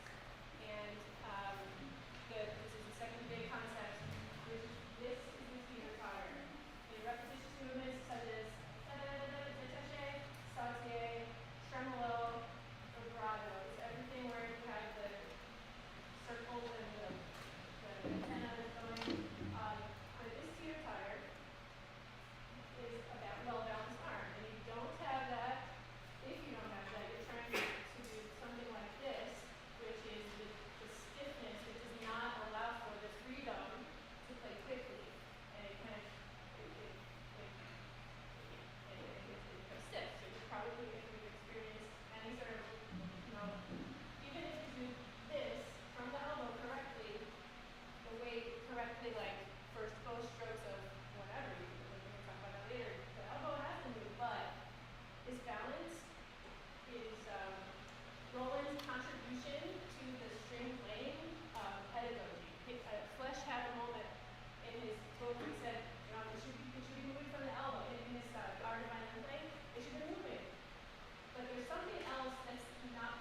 haven't figured out yet.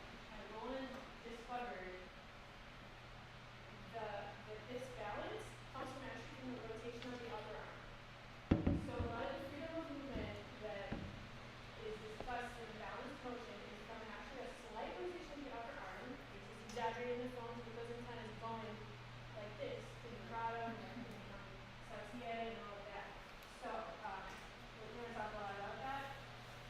But that's a stab attention too. Like if you don't move in, there's some more freedom that actually has the potential to be unlocked if they start rotating. It is very, very subtle. It's not a huge motion. So the bow can do that. But it should not be immobilized. And the hand and the arm move in opposite directions. So I find that it's helpful for the student to take their left index finger, put it here, do this, identify where is this fulcrum, because it's, depending on age, student body awareness and all that, they may not identify it right away. And we'll do that on instrument later. So the other thing about that, the two notes may result from one impetus for fast play and rapid strokes. So the piano thing. Here. We've got this going on. That is my upper arm is rotating. Okay. And I have one sound, but then when I go up and down, all I'm thinking about is the down. And then the balance just happens. Down, down, down, down, down, down, down, down, down, again. 16 notes. So in terms of the students' overwhelmedness at the fast, they didn't just take up and down, take up the teeter-totter, but up to the resulting notes. Oh, that's lovely. That's why doubles are so nice. Like in Sides Concerto, da-da-da-da-da-da-da. I always got to that part, I was like, yeah, I'm playing fast and it sounds great and I don't have to think that hard because it's a double. It's a down and the two notes in one. What? Do you want to do it with the ball? What is it? The rebound, it's one impetus down where it comes back to. That's a really strong image for students. And Rolland was big on imagery, so just having the ball and actually showing it that way, but also you don't have to bring the ball back to you. Just like you don't have to push the bow back up if you Yeah, as a cellist, I often ask my students just imagine dribbling a ball with their bow hand. And you get two motions out of one. You get two notes out of one action. Sorry. No, it's okay. Yeah. I forgot we had some color. Yeah, it's all It good. has to do with, and just something in the book, it has to do with the opposing muscle groups of the bicep and the tricep. So down, go up, but if you think down, up, down, up, down, up, it's too much, right? So more natural. Okay, let's all try this on the string together. If you want to, we'll do some balance motions. So that the first example is a shay. Try a finger, not a G or something like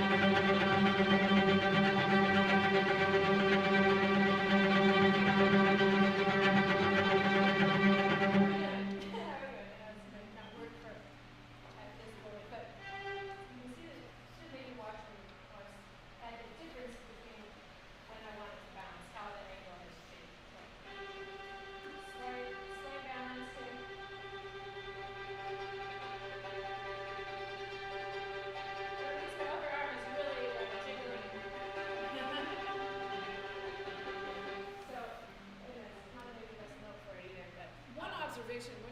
When I do that for my students, and it works for me beautifully, and they think about what they have to do, they see it as adding tension at the moment when the throwdown goes, where the hand throws down toward the floor. They see what's happening, they hear the sound, and they think you're trying harder at that moment. And when in fact the feeling is just the same as this. That's what's hard for them, because they see it, you model things, they imitate, they're great until they do this bow stroke, and this one doesn't look like it feels. That's what's strange about it. So can you do that again, just with, do you want to just all do it? Sure, one more sure. time? Feel free to pick a different strain if you want, or no. G major. G major chord. G major. Okay, you're ready to go out and do it.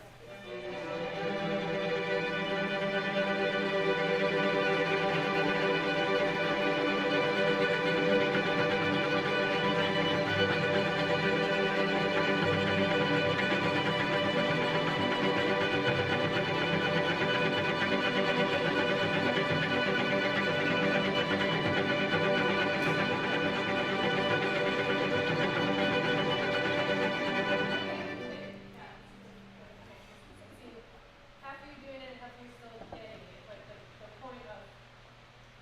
point of it is really that is a book stroke which uses the balance leverage for rapid strokes. Tremolo, try to put on tremolo, check your leverage, check your balance arm. And then same G major chord.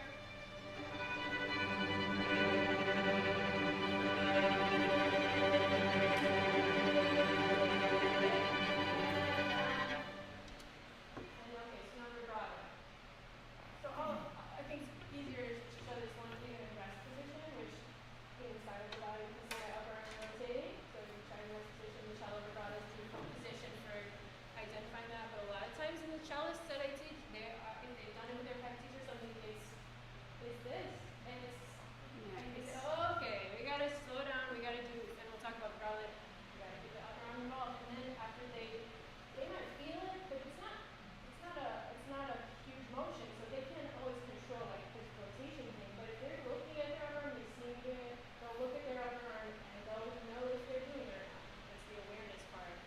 And we'll talk about again like actions to encourage those motions, but that is a huge principle of vibrato as well. All right, can I ask a quick question about that? So, obviously there's the issue of the thumb and vibrato. So what's Rolland's position on thumb, per se? Because I was noticing in the video there's a lot of different things going on with that. Yeah, Which is yeah. fine, I just want to know what his thought is about that. Yeah, it's probably going to be the principles of left hand finger. Okay, we movement. just started vibrato, so I thought. Absolutely, yes. Vibrato is going to cover a lot of different chapters that are in September, so yeah. But he did say it is like go like this and find where it's most comfortable.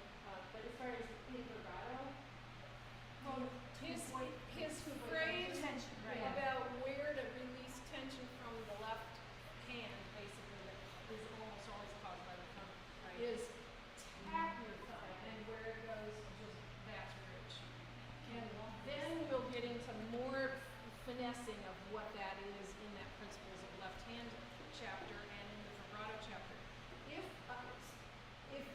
the student is doing vibrato, initially, you're not going to touch at all on the base joint of the index finger. And therefore, the thumb, for me, when I learned it, I had to get under. I wasn't studying with Rolland yet. I was learning vibrato in junior high. But I had my thumb completely under the fingerboard to be able to feel balanced. So the concept of balance is the overarching feel. So there's no right or wrong way of doing things until static tension starts creeping in, or excessive tension starts creeping in. But the thumb was a huge issue when we were on campus. Every time I went to an orchestra rehearsal, we're like, is your thumb behind your first finger? Is it beside your first finger? Is it in between your first and second? Or does it go all the way to the second finger? So those were the options. And that Rolland does talk about that. But when it comes to vibrato, all that kind of goes out the window because it has to be a balanced hand in order for the vibrato. So that's... And I assume this holds for violin as well, but on cello, the length of your thumb is a huge fact. The length of your thumb. And so it's not going to be exactly the same place, depending on how long your thumb is. Well, I think that goes for any hand. Yeah, no, I'm agreeing with you, but I think that's one reason why you see a lot of different things in the. Some thumbs are way up Yeah. here, even on vibrato. So I mean, some of my cello students. They do it. Yeah, it works for them. Because I mean, if you think about our thumb was created for that opposing Right. picking up. Yes, yeah. And so a lot of times if you can get the fingertip off, then that natural opposition doesn't necessarily happen. Right. And where that contact is we're discussing that in detail in future sessions, multiple. So yeah, I'm glad you asked that question, but that's the general principle of tap it and where it goes, where it feels comfortable. So just to touch on a couple of other, the third big thing I was going to talk about is like continuing ending movement, so anticipation of the movement and follow through. So the golfer and the motorcycle. So the motorcycle, start the boat stroke with a wind up, or the baseball pitcher. So the wind up, you don't just start from nowhere. You gotta move it. So every movement has a preparation movement to it. In a anticipation phase, the action phase, and then the follow through phase. So examples used were the vibrato is a great example to use for that. When you do vibrato, you don't just start from nothing. From like you've gotta pull away a little bit. You know, you have to go prepare the first wiggle, the first impetus, which involves the upper arm too. The motion, and then I don't know what the follow through would be. Continuing maybe after the boat stroke is over or something. Shifting, you don't just shift and go. You shift and you actually prepare the elbow lead. And then the follow through is the settling into the position. So I had a student who was a high school student, a junior, who was working on her vibrato. She did not understand the concept, the sports. She didn't understand sports. She didn't watch sports. She didn't play sports. She did cross country. But even then, ball sports. I took her tennis ball and we were in vibrato, preparation, action, and follow through. Three phases of motion. And take this tennis ball, bounce it, and then catch it. We just did that. I was doing it for 10 minutes, 15 minutes, multiple weeks in a row. I asked her, where's the preparation motion? Preparation motion, holding the ball, rolling up, action, dropping the ball, bouncing the ball, follow through, taking the ball back. So some kids need the ball. So you choose that you work in our direction, because then other kids have plays that is thing. So this is a good illustration. I would recommend that. I can get a ball in your hands at some point to discuss this concept of starting and ending. And then each ending movement being a forerunner of the next movement is how the movements flow. So I'm trying to demonstration correctly after you play the first chord. That's the follow through, which is also the prep actions for this. Follow through, but also preparation. As opposed to stop. You know, so I probably can follow through and not realizing it to some extent. But the motion continuity of the preparatory action of the next thing connected with the follow through of the thing right before it is something, is a principle. And it's continuous motion throughout the playing. And that's like gets back to our initial statement that the whole body is producing a sound, not just one part of the body. So that one has to be incorporated. Those are the principles. And we'll Can talk we in- just do the fly before we Oh, break? We have a yes. 15-minute break coming up. If it's okay, we'll encroach on that a little bit so we can do the fly. Okay. It's the comfort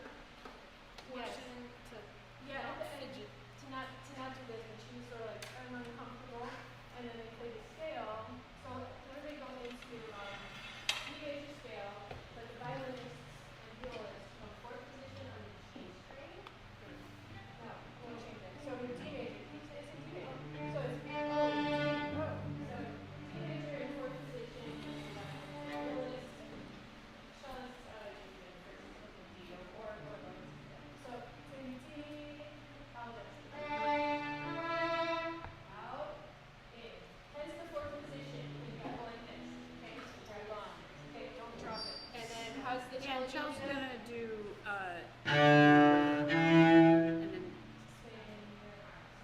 then, yeah, so we're not swinging our cellos away. They're gonna stay where they are. We're only swinging our left hand. One octave, just go up. Up, stand up for this. Yeah. Okay. Ready, go.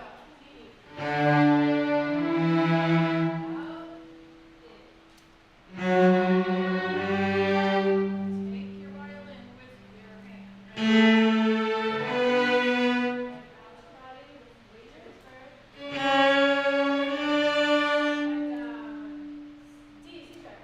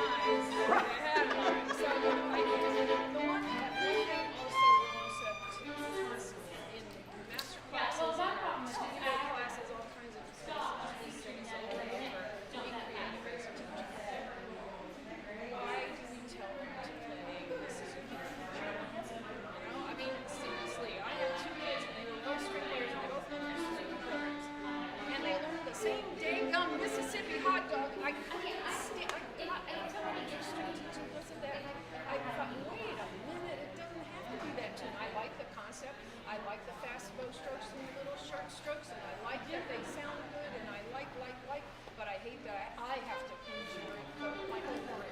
But I got studies. Yeah. This is going to work really Yes, well. it is. I hear that from people all the time. They're doing. In fact, one guy did his doctorate on all the pedagogues because how they interact. Take it. Do you know? Yes. Oh my gosh.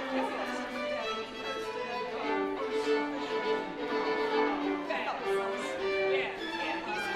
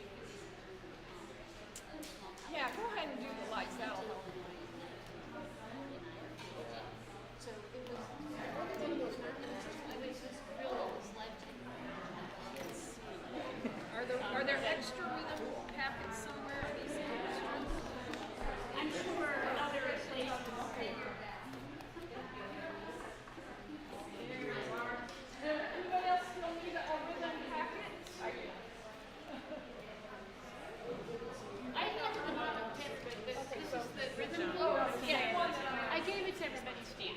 Okay. You should have a handout on your stand. I put it there during the intermission.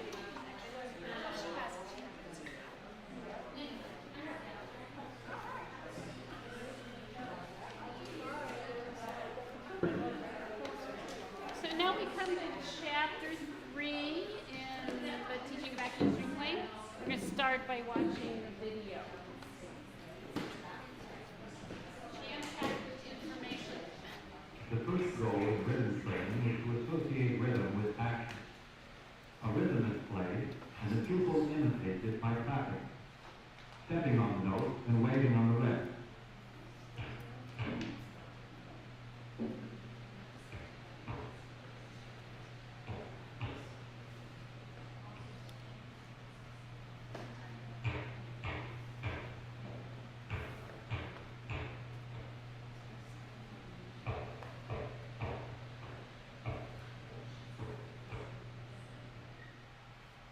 Striking the fingertips against the left collarbone.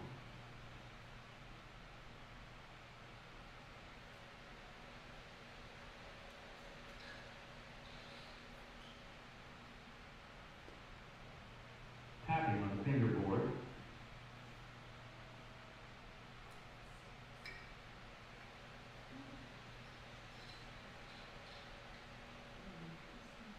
Shadow bowing on the left shoulder or through a groove, which helps to draw the bow straight.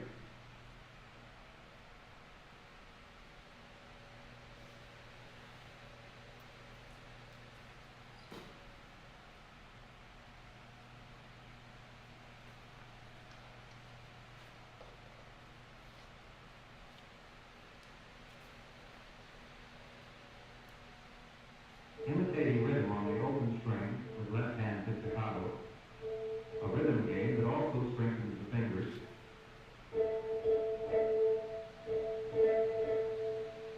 Right hand pizzicato.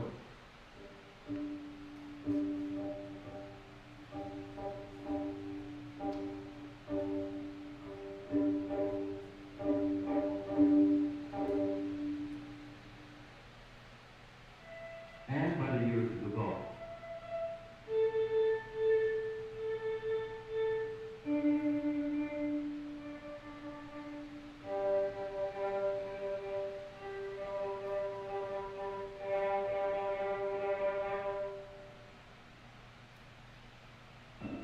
Another goal in rhythm training is to discover the rhythm in a melody. The boys are trying to beat the rhythm of the melody.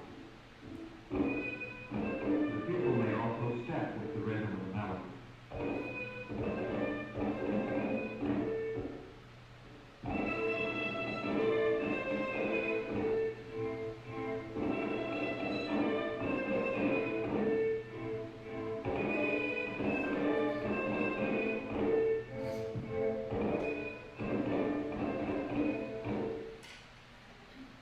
One good preparation for vibrato is to tap rhythm from the collarbone.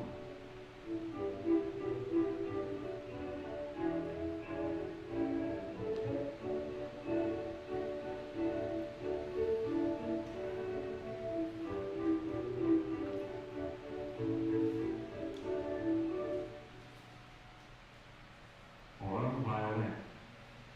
The girls will study 6 months or less, the boy about a year.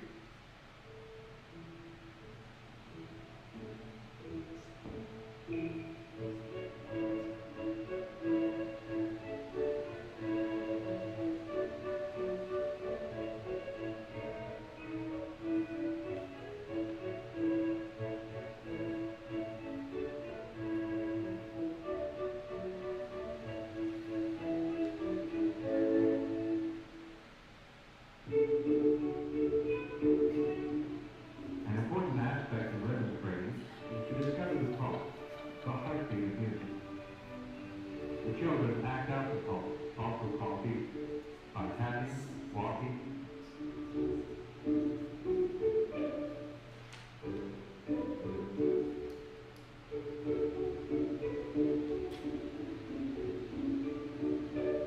Now the children are ready to read their own rhythm.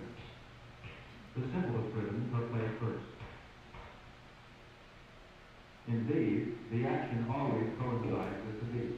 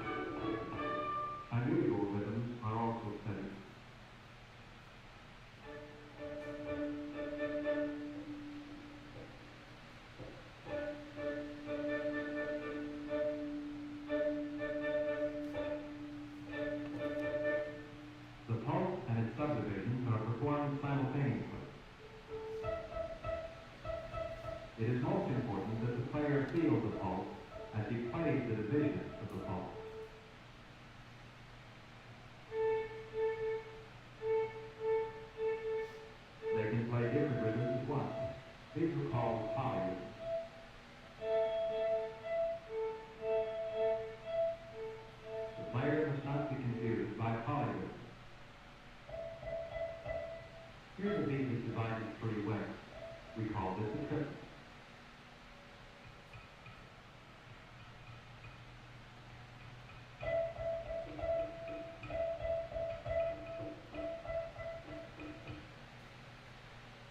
The children simultaneously perform the pulse and groups of 2, 3,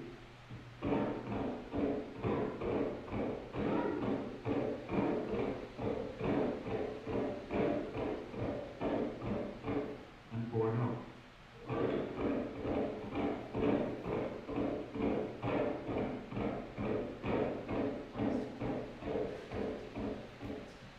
Here pupils change from one rhythm to another.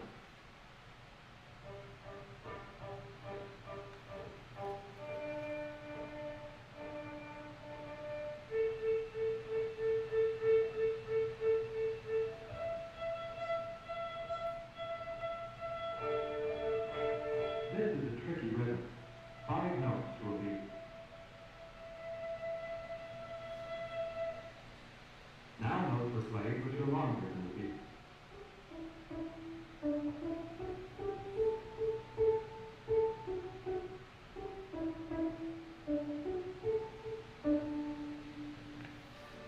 Two beats are added and the action is slower and sustained. Feel and step out the pulse while playing a half note. Let's add up 3 beats and play a waltz.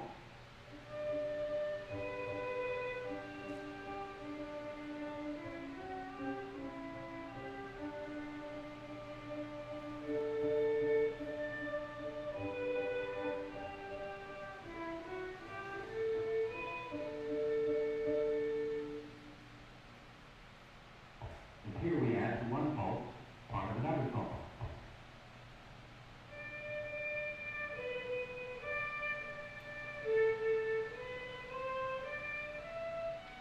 You know the tune, of course. Now the students sustain their notes for as long as shown.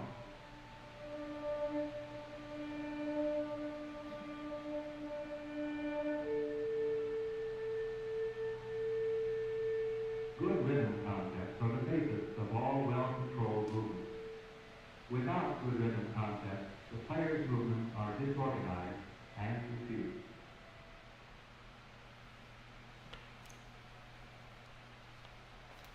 Wait,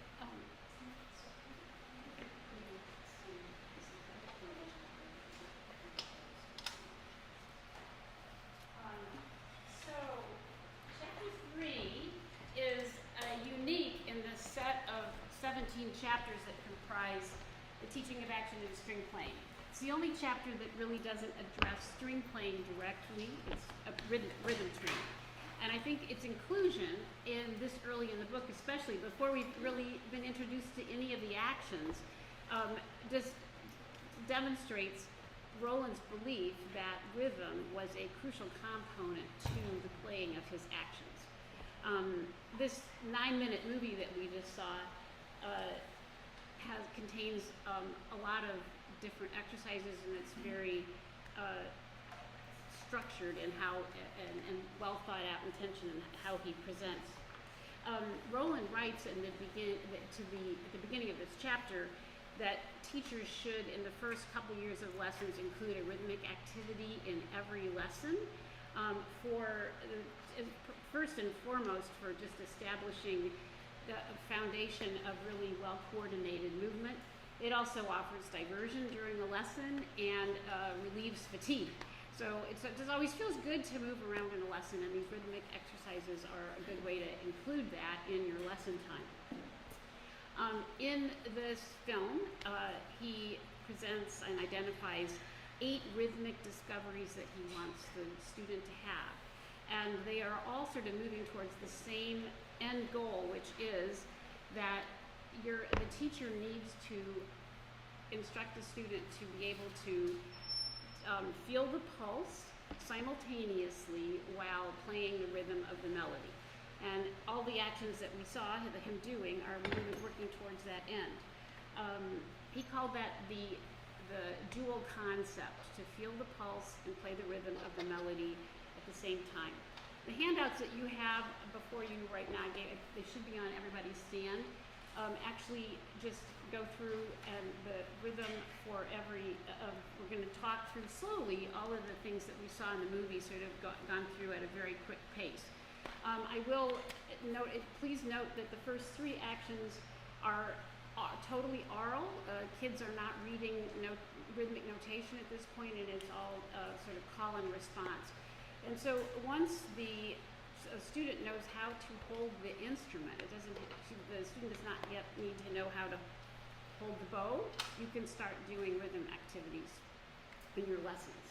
So the first discovery or association that he wants to make is to associate rhythm with action.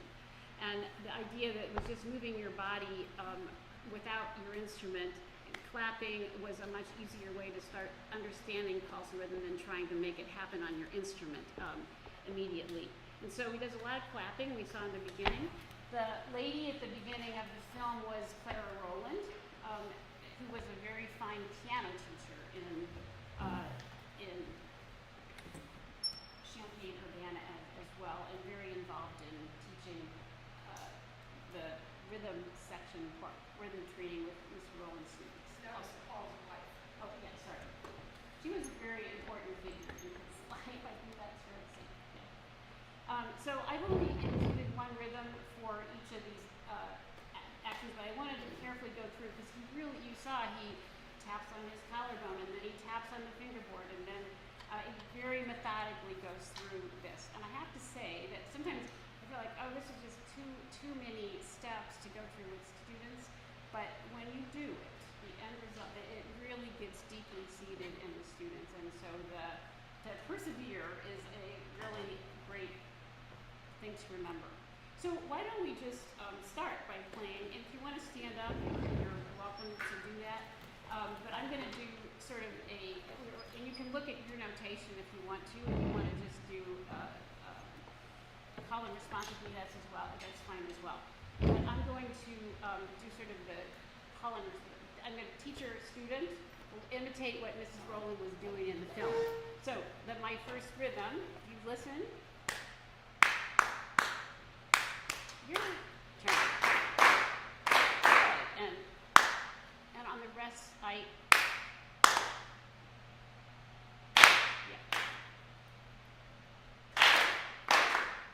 so there's a motion on this, and we have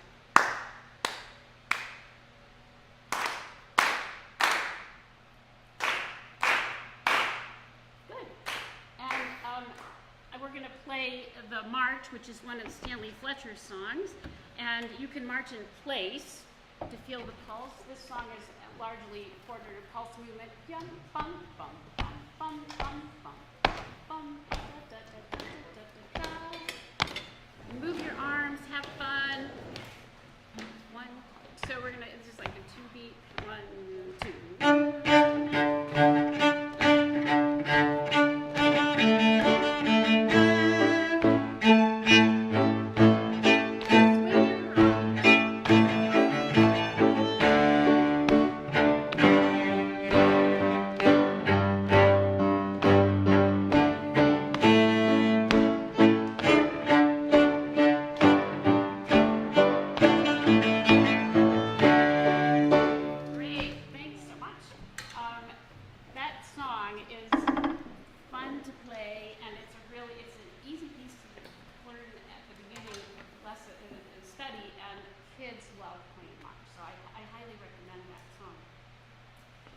Then the next thing he has with strike rhythms against your collarbone. So we have a 5/4 rhythm here in the book, but 1, 2, 3, 4, 5. 1, 2, 3. Yeah, 1, 2, 3. Right? Okay, and Rolland loved tapping. It's a great way to get tension out of your arms, and also it's a hallmark of his teaching, and he used it a lot in the vibrato teaching as well. But you'll see as we watch these 17 movies, he's often having you tap your fingers, your thumb, just to get rid of tension. Then we move from tapping on your collarbone to tapping rhythms on the fingerboard. This is the, so we can, the rhythm in your notes are, we're back in 4/4 time.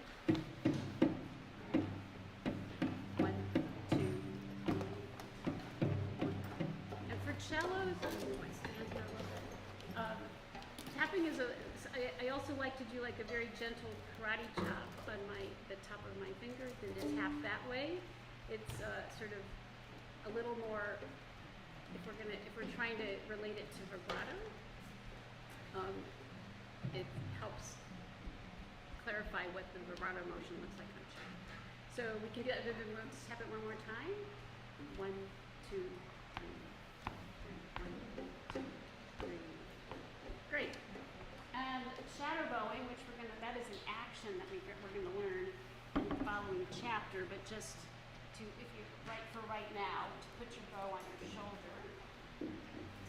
And I recommend putting the stick on your shoulder so you don't wipe all your rosin onto your shoulder.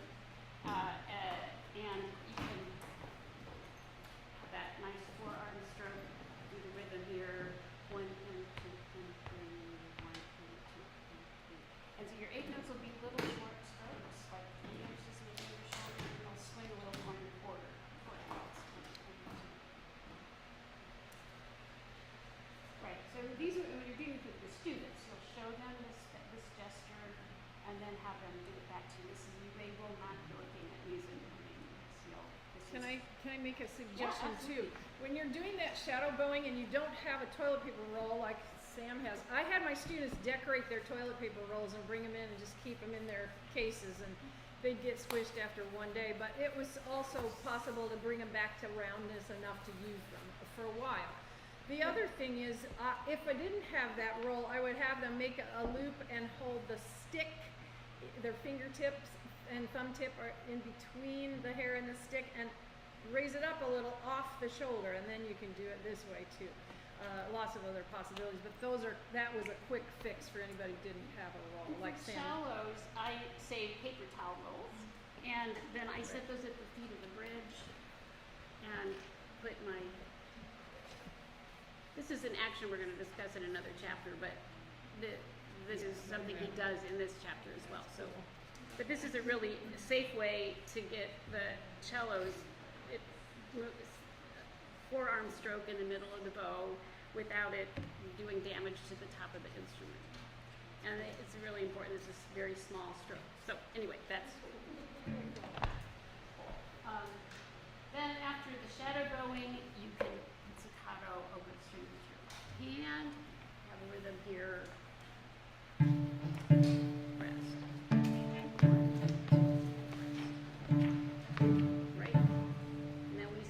Right hand pizzicato, you can see, you get a sense of how methodical Mr. Rolland was. He left no stones unturned when he was trying to. Right. Okay. And then finally, and this would happen after the student has learned how to hold the bow and is comfortable with that. So your rhythms, these rhythm activities will continue for a long time in lesson time. But here, let's just try a few, our 4/4, the first, I'll play my turn, your turn, call and response.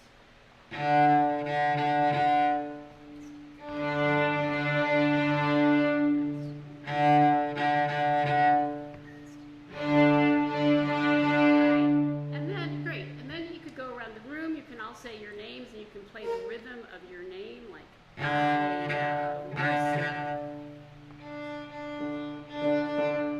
and can you say your name, Samantha? In rhythm, your rhythmic name.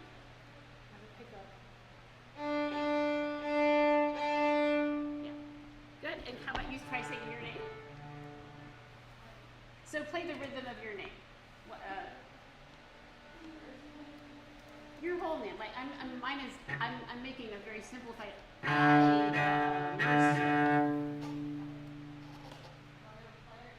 Yeah, and you say your name while you're. Okay, and what is your name? Say your name. I know you told us earlier. Okay, cool.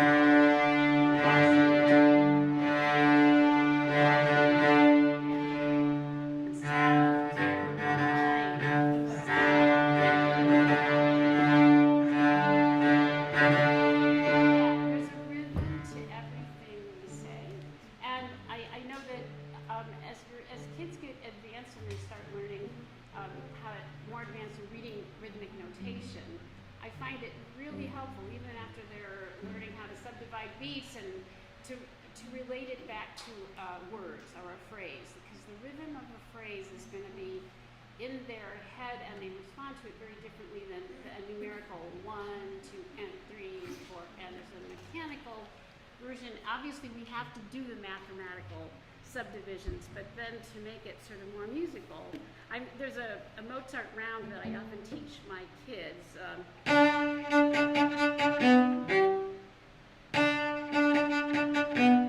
That's the rhythm, and we've decided that the words for that opening round are "I am very, very hungry." And I'll tell you, they never mess up the rhythm when they are thinking those words, and when they're thinking the numbers, sometimes it doesn't line up. But I am a great proponent. I know Rolland, there's one reason he used names and words. You have to, as a teacher, you want to get your 4-syllable names and 5-syllable words in mind so you can pass them along, those sorts of things. Okay. And as I said, you'll notice over the course of these films we're watching that Rolland used this name game often. And So then, I would yeah, say go ahead. that if you had the whole class play a student's name, that makes them the most special student for that moment. And along those lines, if it's a student who has a single syllable first name and last name, that's not as interesting to play as my name is Bob Smith. Right. So saying, Rolland did that all the time in the pedagogy class that I was observing his students. He would say, "My name is," and if you want the student, can somebody just shout out your name for me? Just raise your hand if you want to shout out your name. Go ahead. Sarah Renato. Sarah Renato. Okay, I'm gonna play Sarah's name. I would say, and I'm just gonna do this real quick. I would say Sarah. I could play it this way, or I could play it this way.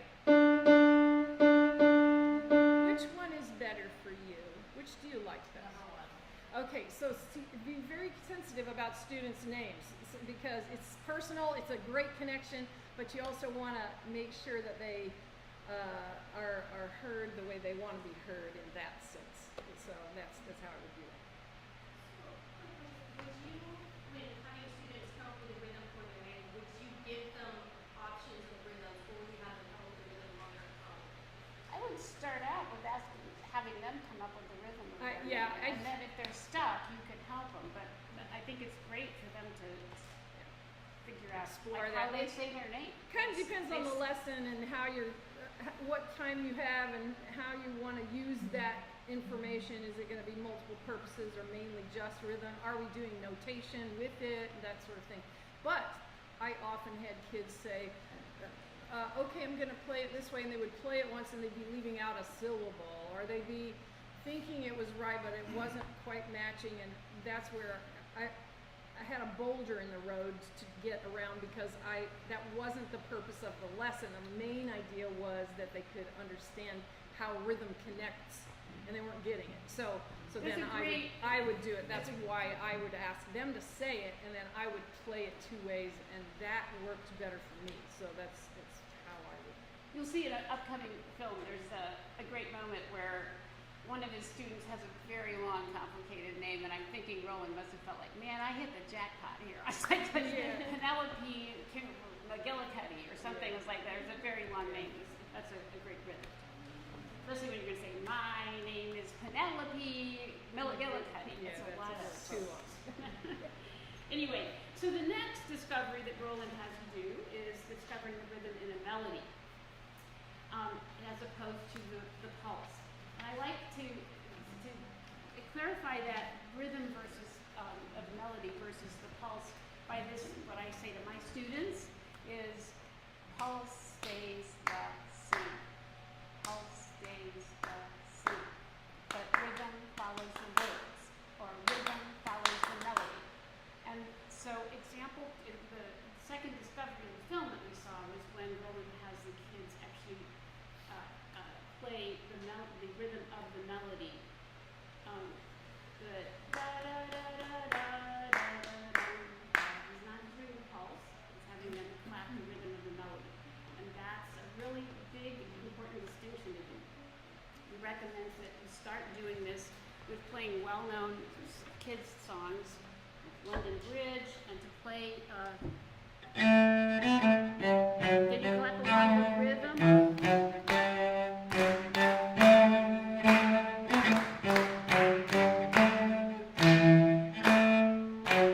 Right, and we can do the barcarolle.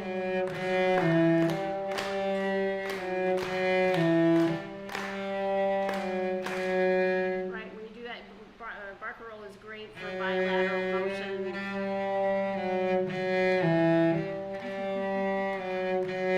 Yeah, right. So that's and happy birthday. Melody.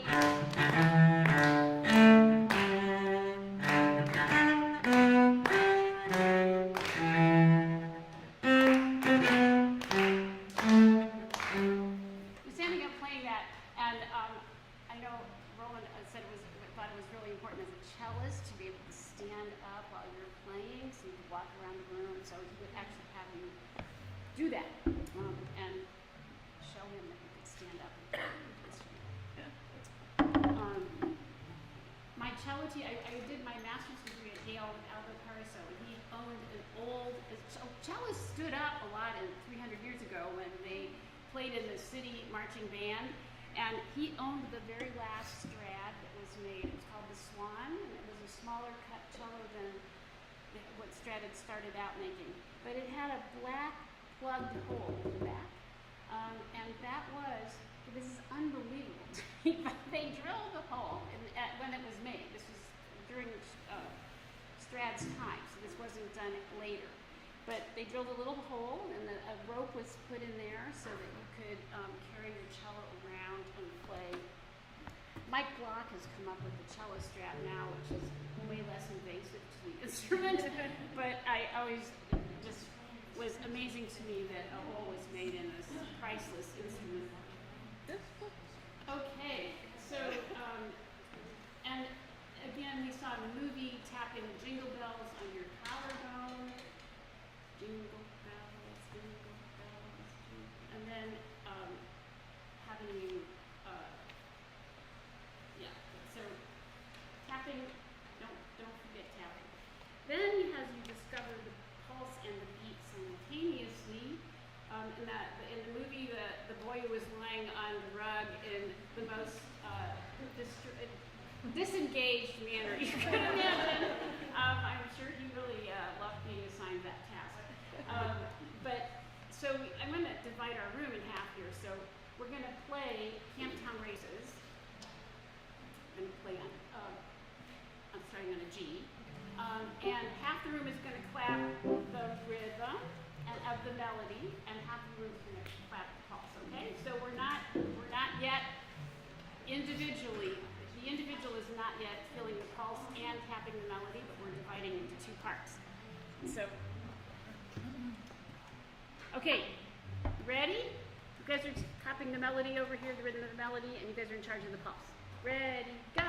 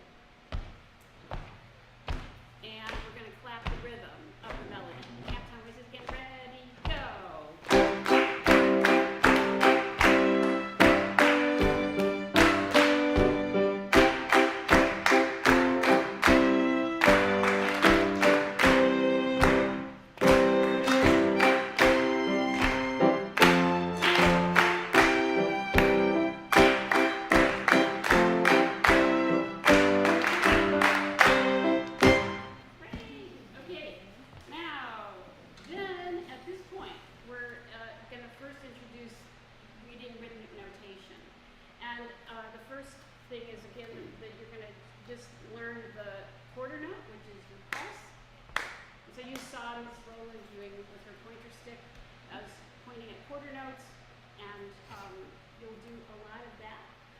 I actually, with my older kids, I actually have them start counting out loud while they're, like when they're clapping this. Older kids meaning like my middle school kids. Because I have found that it's really important to be able to say numbers while you're playing. And it is a skill you must develop. It's really challenging, and a lot of kids don't want to do it, but I find if they don't ever learn to do it, they can't figure out rhythm on their own.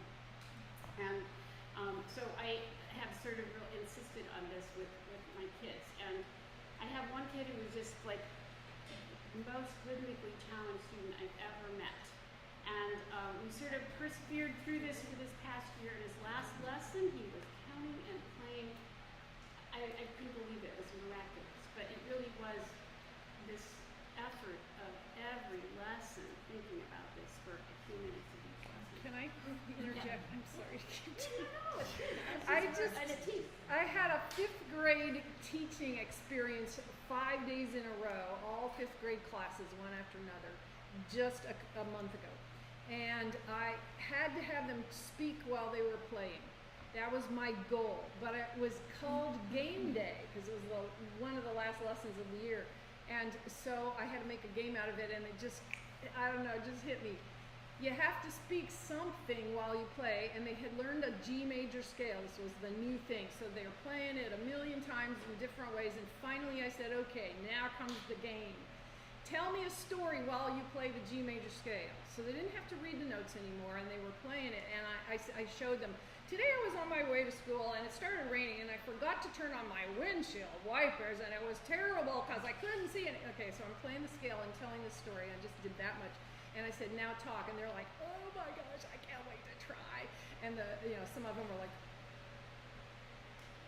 G, G, G, G. They just repeated one thing over and over, but they all spoke something.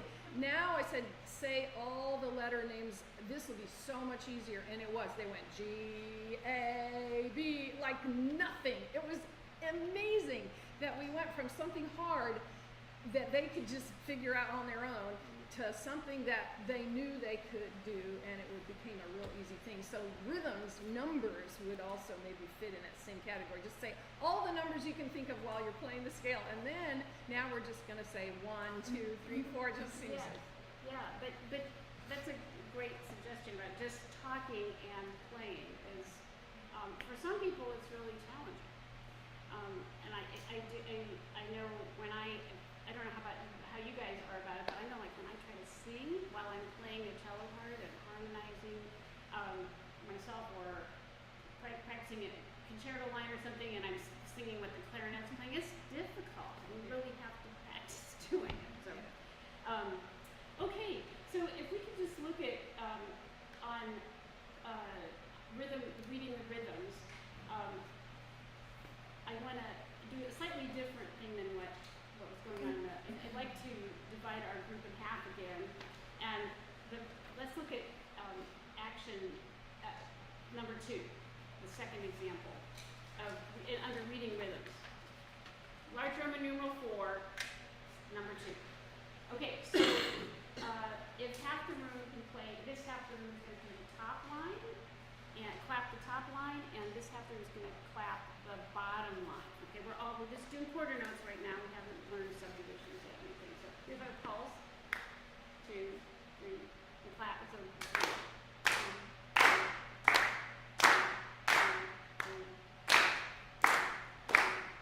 Good. Okay, now can you pick up your instruments? And I would like for this side of the room to play on the A string, and this side of the room to play on the D string. We're going to play our 2 rhythms. I'm going to be with you guys over here. We're on the A string line. What did I say to you? A. Okay. Your D string. Okay. 1. So we're the top line, the bottom line. Ready, go.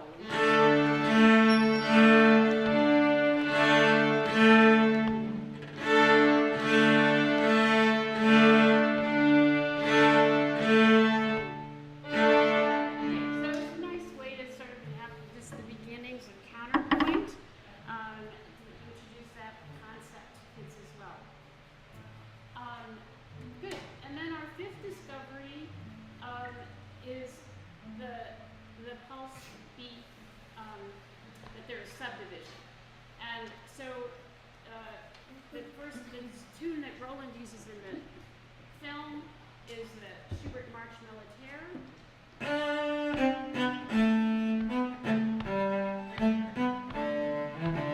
One, two, and three, go, and one, two, and ready, go.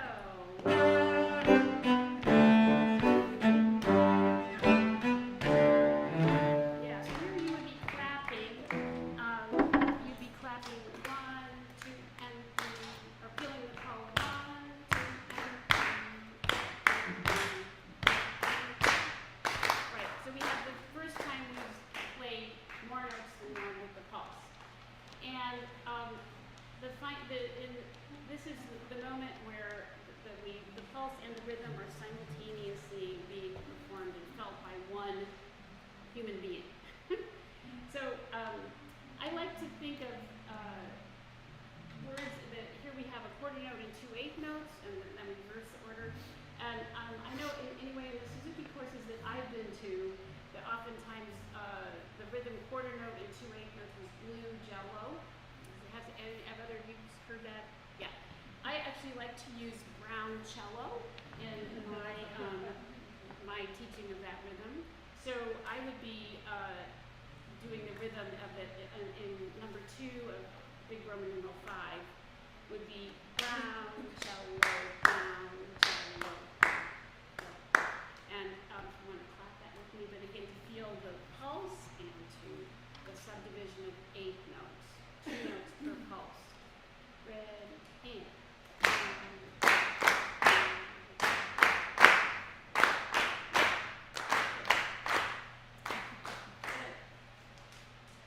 And can we try, we have this brown cello variant, so group A and B again at number 3 on this section. And if I could have group A, you guys are group A, playing on the A string, and group B on the D string. You think about so group A, let's all play group A right now, thinking of it with our students, we're going brown cello, brown cello, rest.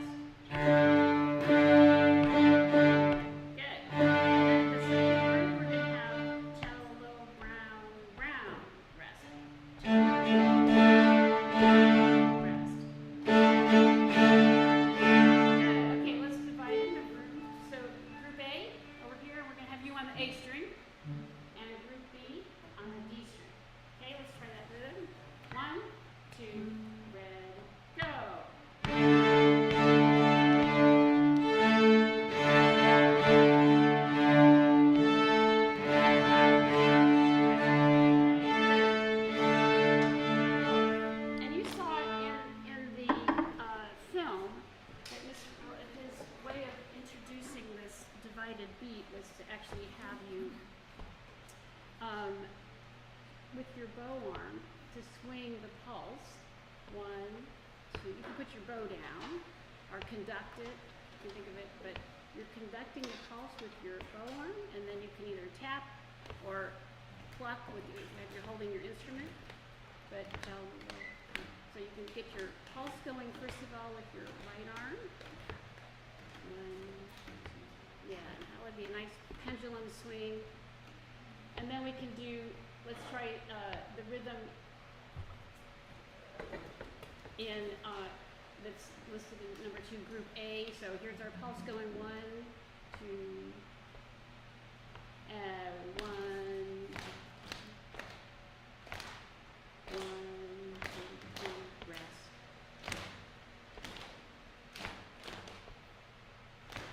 Yeah, I think when you introduce this, some kids will have a real challenge making their right arm swing with tapping the rhythm, but that's, again, this is all sort of helping to establish well-coordinated movement and as we are getting ready to do actions that Rolland's going to present. So these are all really great things to persevere and work on.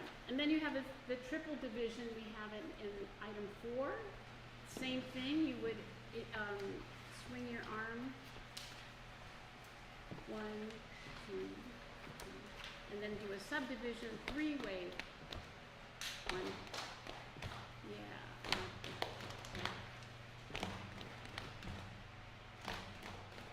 Good. And I find doing name game here is a wonderful sort of addition to this work. And if you look at, and with more advanced students, you can talk about the rhythm, like the name Alexander. The stress is on the third beat, and so you would have like a 2/8 note pickup, Alexander, Alexander. And you can talk about how you would write that, and you can also talk about other ways that it could be written. That's always a fun exercise to do. Another 4-syllable name, Montgomery, would be a 1-note pickup, Montgomery, Montgomery, Amelia, Amelia, Natalia, and then Abraham, dotted quarter, an 8th note. So these are all great ways to talk about subdivision. It's 12 o'clock. I mean, it's 12 o'clock. Okay, yeah. But we have Do we go to 12:15? Yeah. Oh, right, sorry. So that's all right. And then discovery number 6 is just the meter, the idea of meter, and you saw those kids drumming in the film, and sort of having a heavy pulse at the beginning of they do both hands on beat 1 of the measure, and then only one hand for the remaining beats of the measure. So 2/4 time was 1, 2, 1, 2, 1, 2, right? And then 3/4 time would be 1, 2, 3, 1, 2, right? And 4/4 time, 1, 2, 3, 1, right?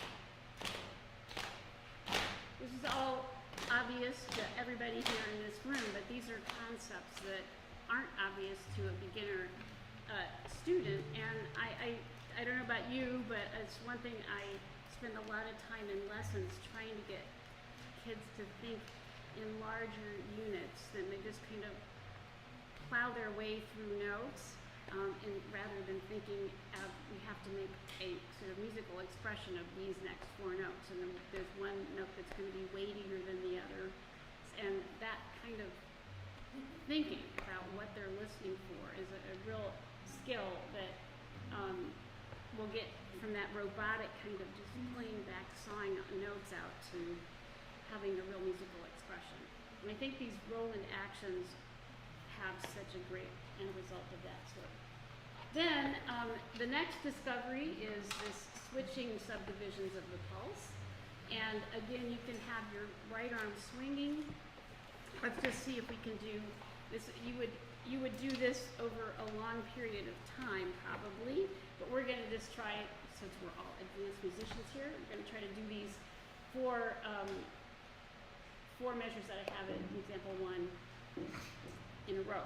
The first thing though is we're going to conduct the pulse. 1, and then we're going to switch from 8th notes to triplets and 16ths and so forth. Okay? 1, 2, ready, go. 1, 2, 2, 3.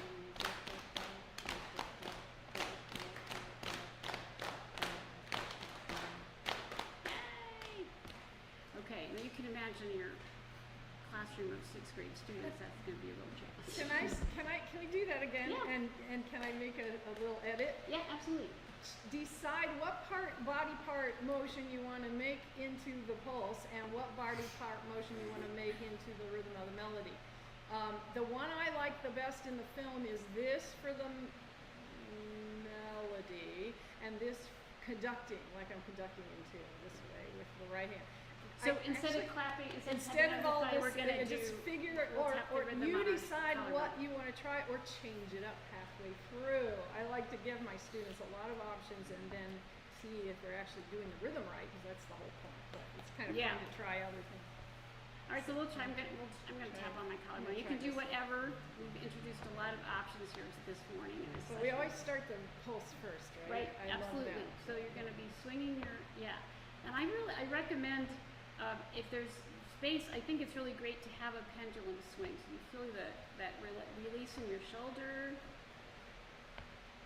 1, 2, ready, go. 1, 2, 3.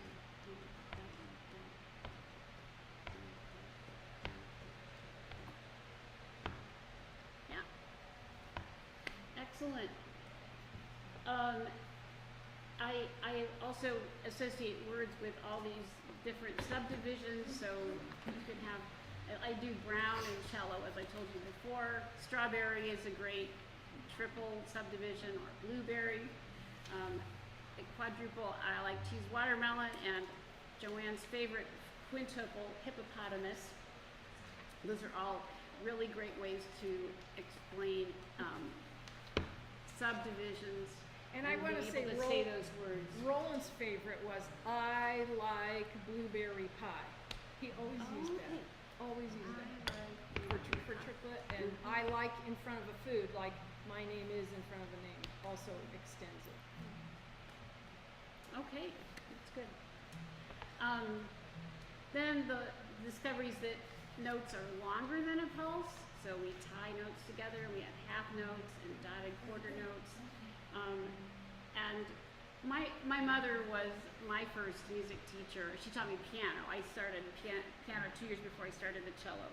But I've never seen this done by anybody else, but it really stuck with me when she brought an apple. She brought a whole apple into my lesson one day and said, we're going to call this whole note, and then she cut it in half and put those 2 half apples out before me, and those were the half notes, and then she cut those half notes in quarters and laid them out as 4 quarter notes in a row. And that was such a great visual for me to understand this subdivision of beat, and then we put them back together and made a whole note again. And there's that chocolate, like the orange, that you can buy in tin foil that you open it up and Those are good. So that's a great way to show subdivisions of beats too. So anyway, and then the last, that's the last, discovery meter and then switching subdivisions. And so the last note was the last discovery. So these aren't actions. There are 5 actions in this chapter. It's always sort of confusing to think of these as the actions in this chapter. The chapter 4 is really where the string playing actions that you're going to learn and we're going to be focused on for the rest of this session, these workshops, are all related to playing an instrument. But the 5 actions in the rhythm chapter are discovering, they're rhythmic discoveries. So I like to think of them actually in that context. Does anybody have any questions? I have something to add. Yeah. I always have something to Yes. add. The choir director that I worked with for all those 22 years in the high school program used not an apple and not a chocolate orange, but he brought in milk cartons, a gallon jug, 2 half gallons, quarts and pints. And he always had them in the room, and if they were ever having difficulty with that subdivision idea, that was what he would bring out. Were you in choir when he ever did that? That was usually the earlier, younger years of his students. And then the other thing is what? I was going to play a march actually on the piano and have you experiment with different movements. Can we do that? Yeah, absolutely. You can use this, or if you know the ones that we were doing, with the conducting, you could use that, or you could do it back to the ear one if you know. Do you know this song? This is the one I always did for rhythms for my students. It's Marching to Pretoria. You know that march? Yeah. It goes like.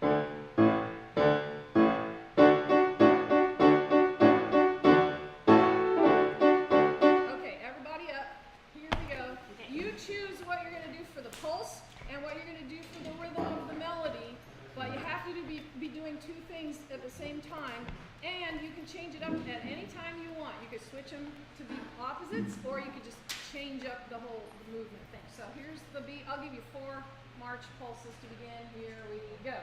Pulse, pulse, pulse.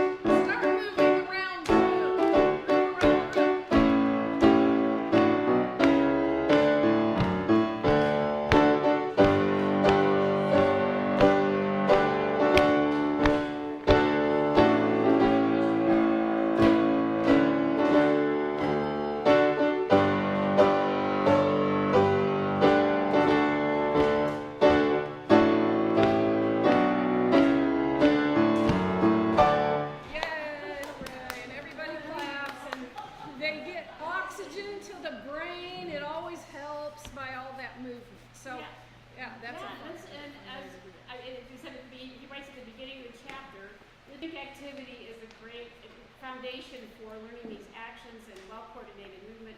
It also provides diversion in your lessons and relieves fatigue. So it's a really great thing to use in a lesson. So and that brings us to our pause, I think, for lunch. Yes. Do you have some announcements about where people are eating or what we should do? Bring us to our restaurant.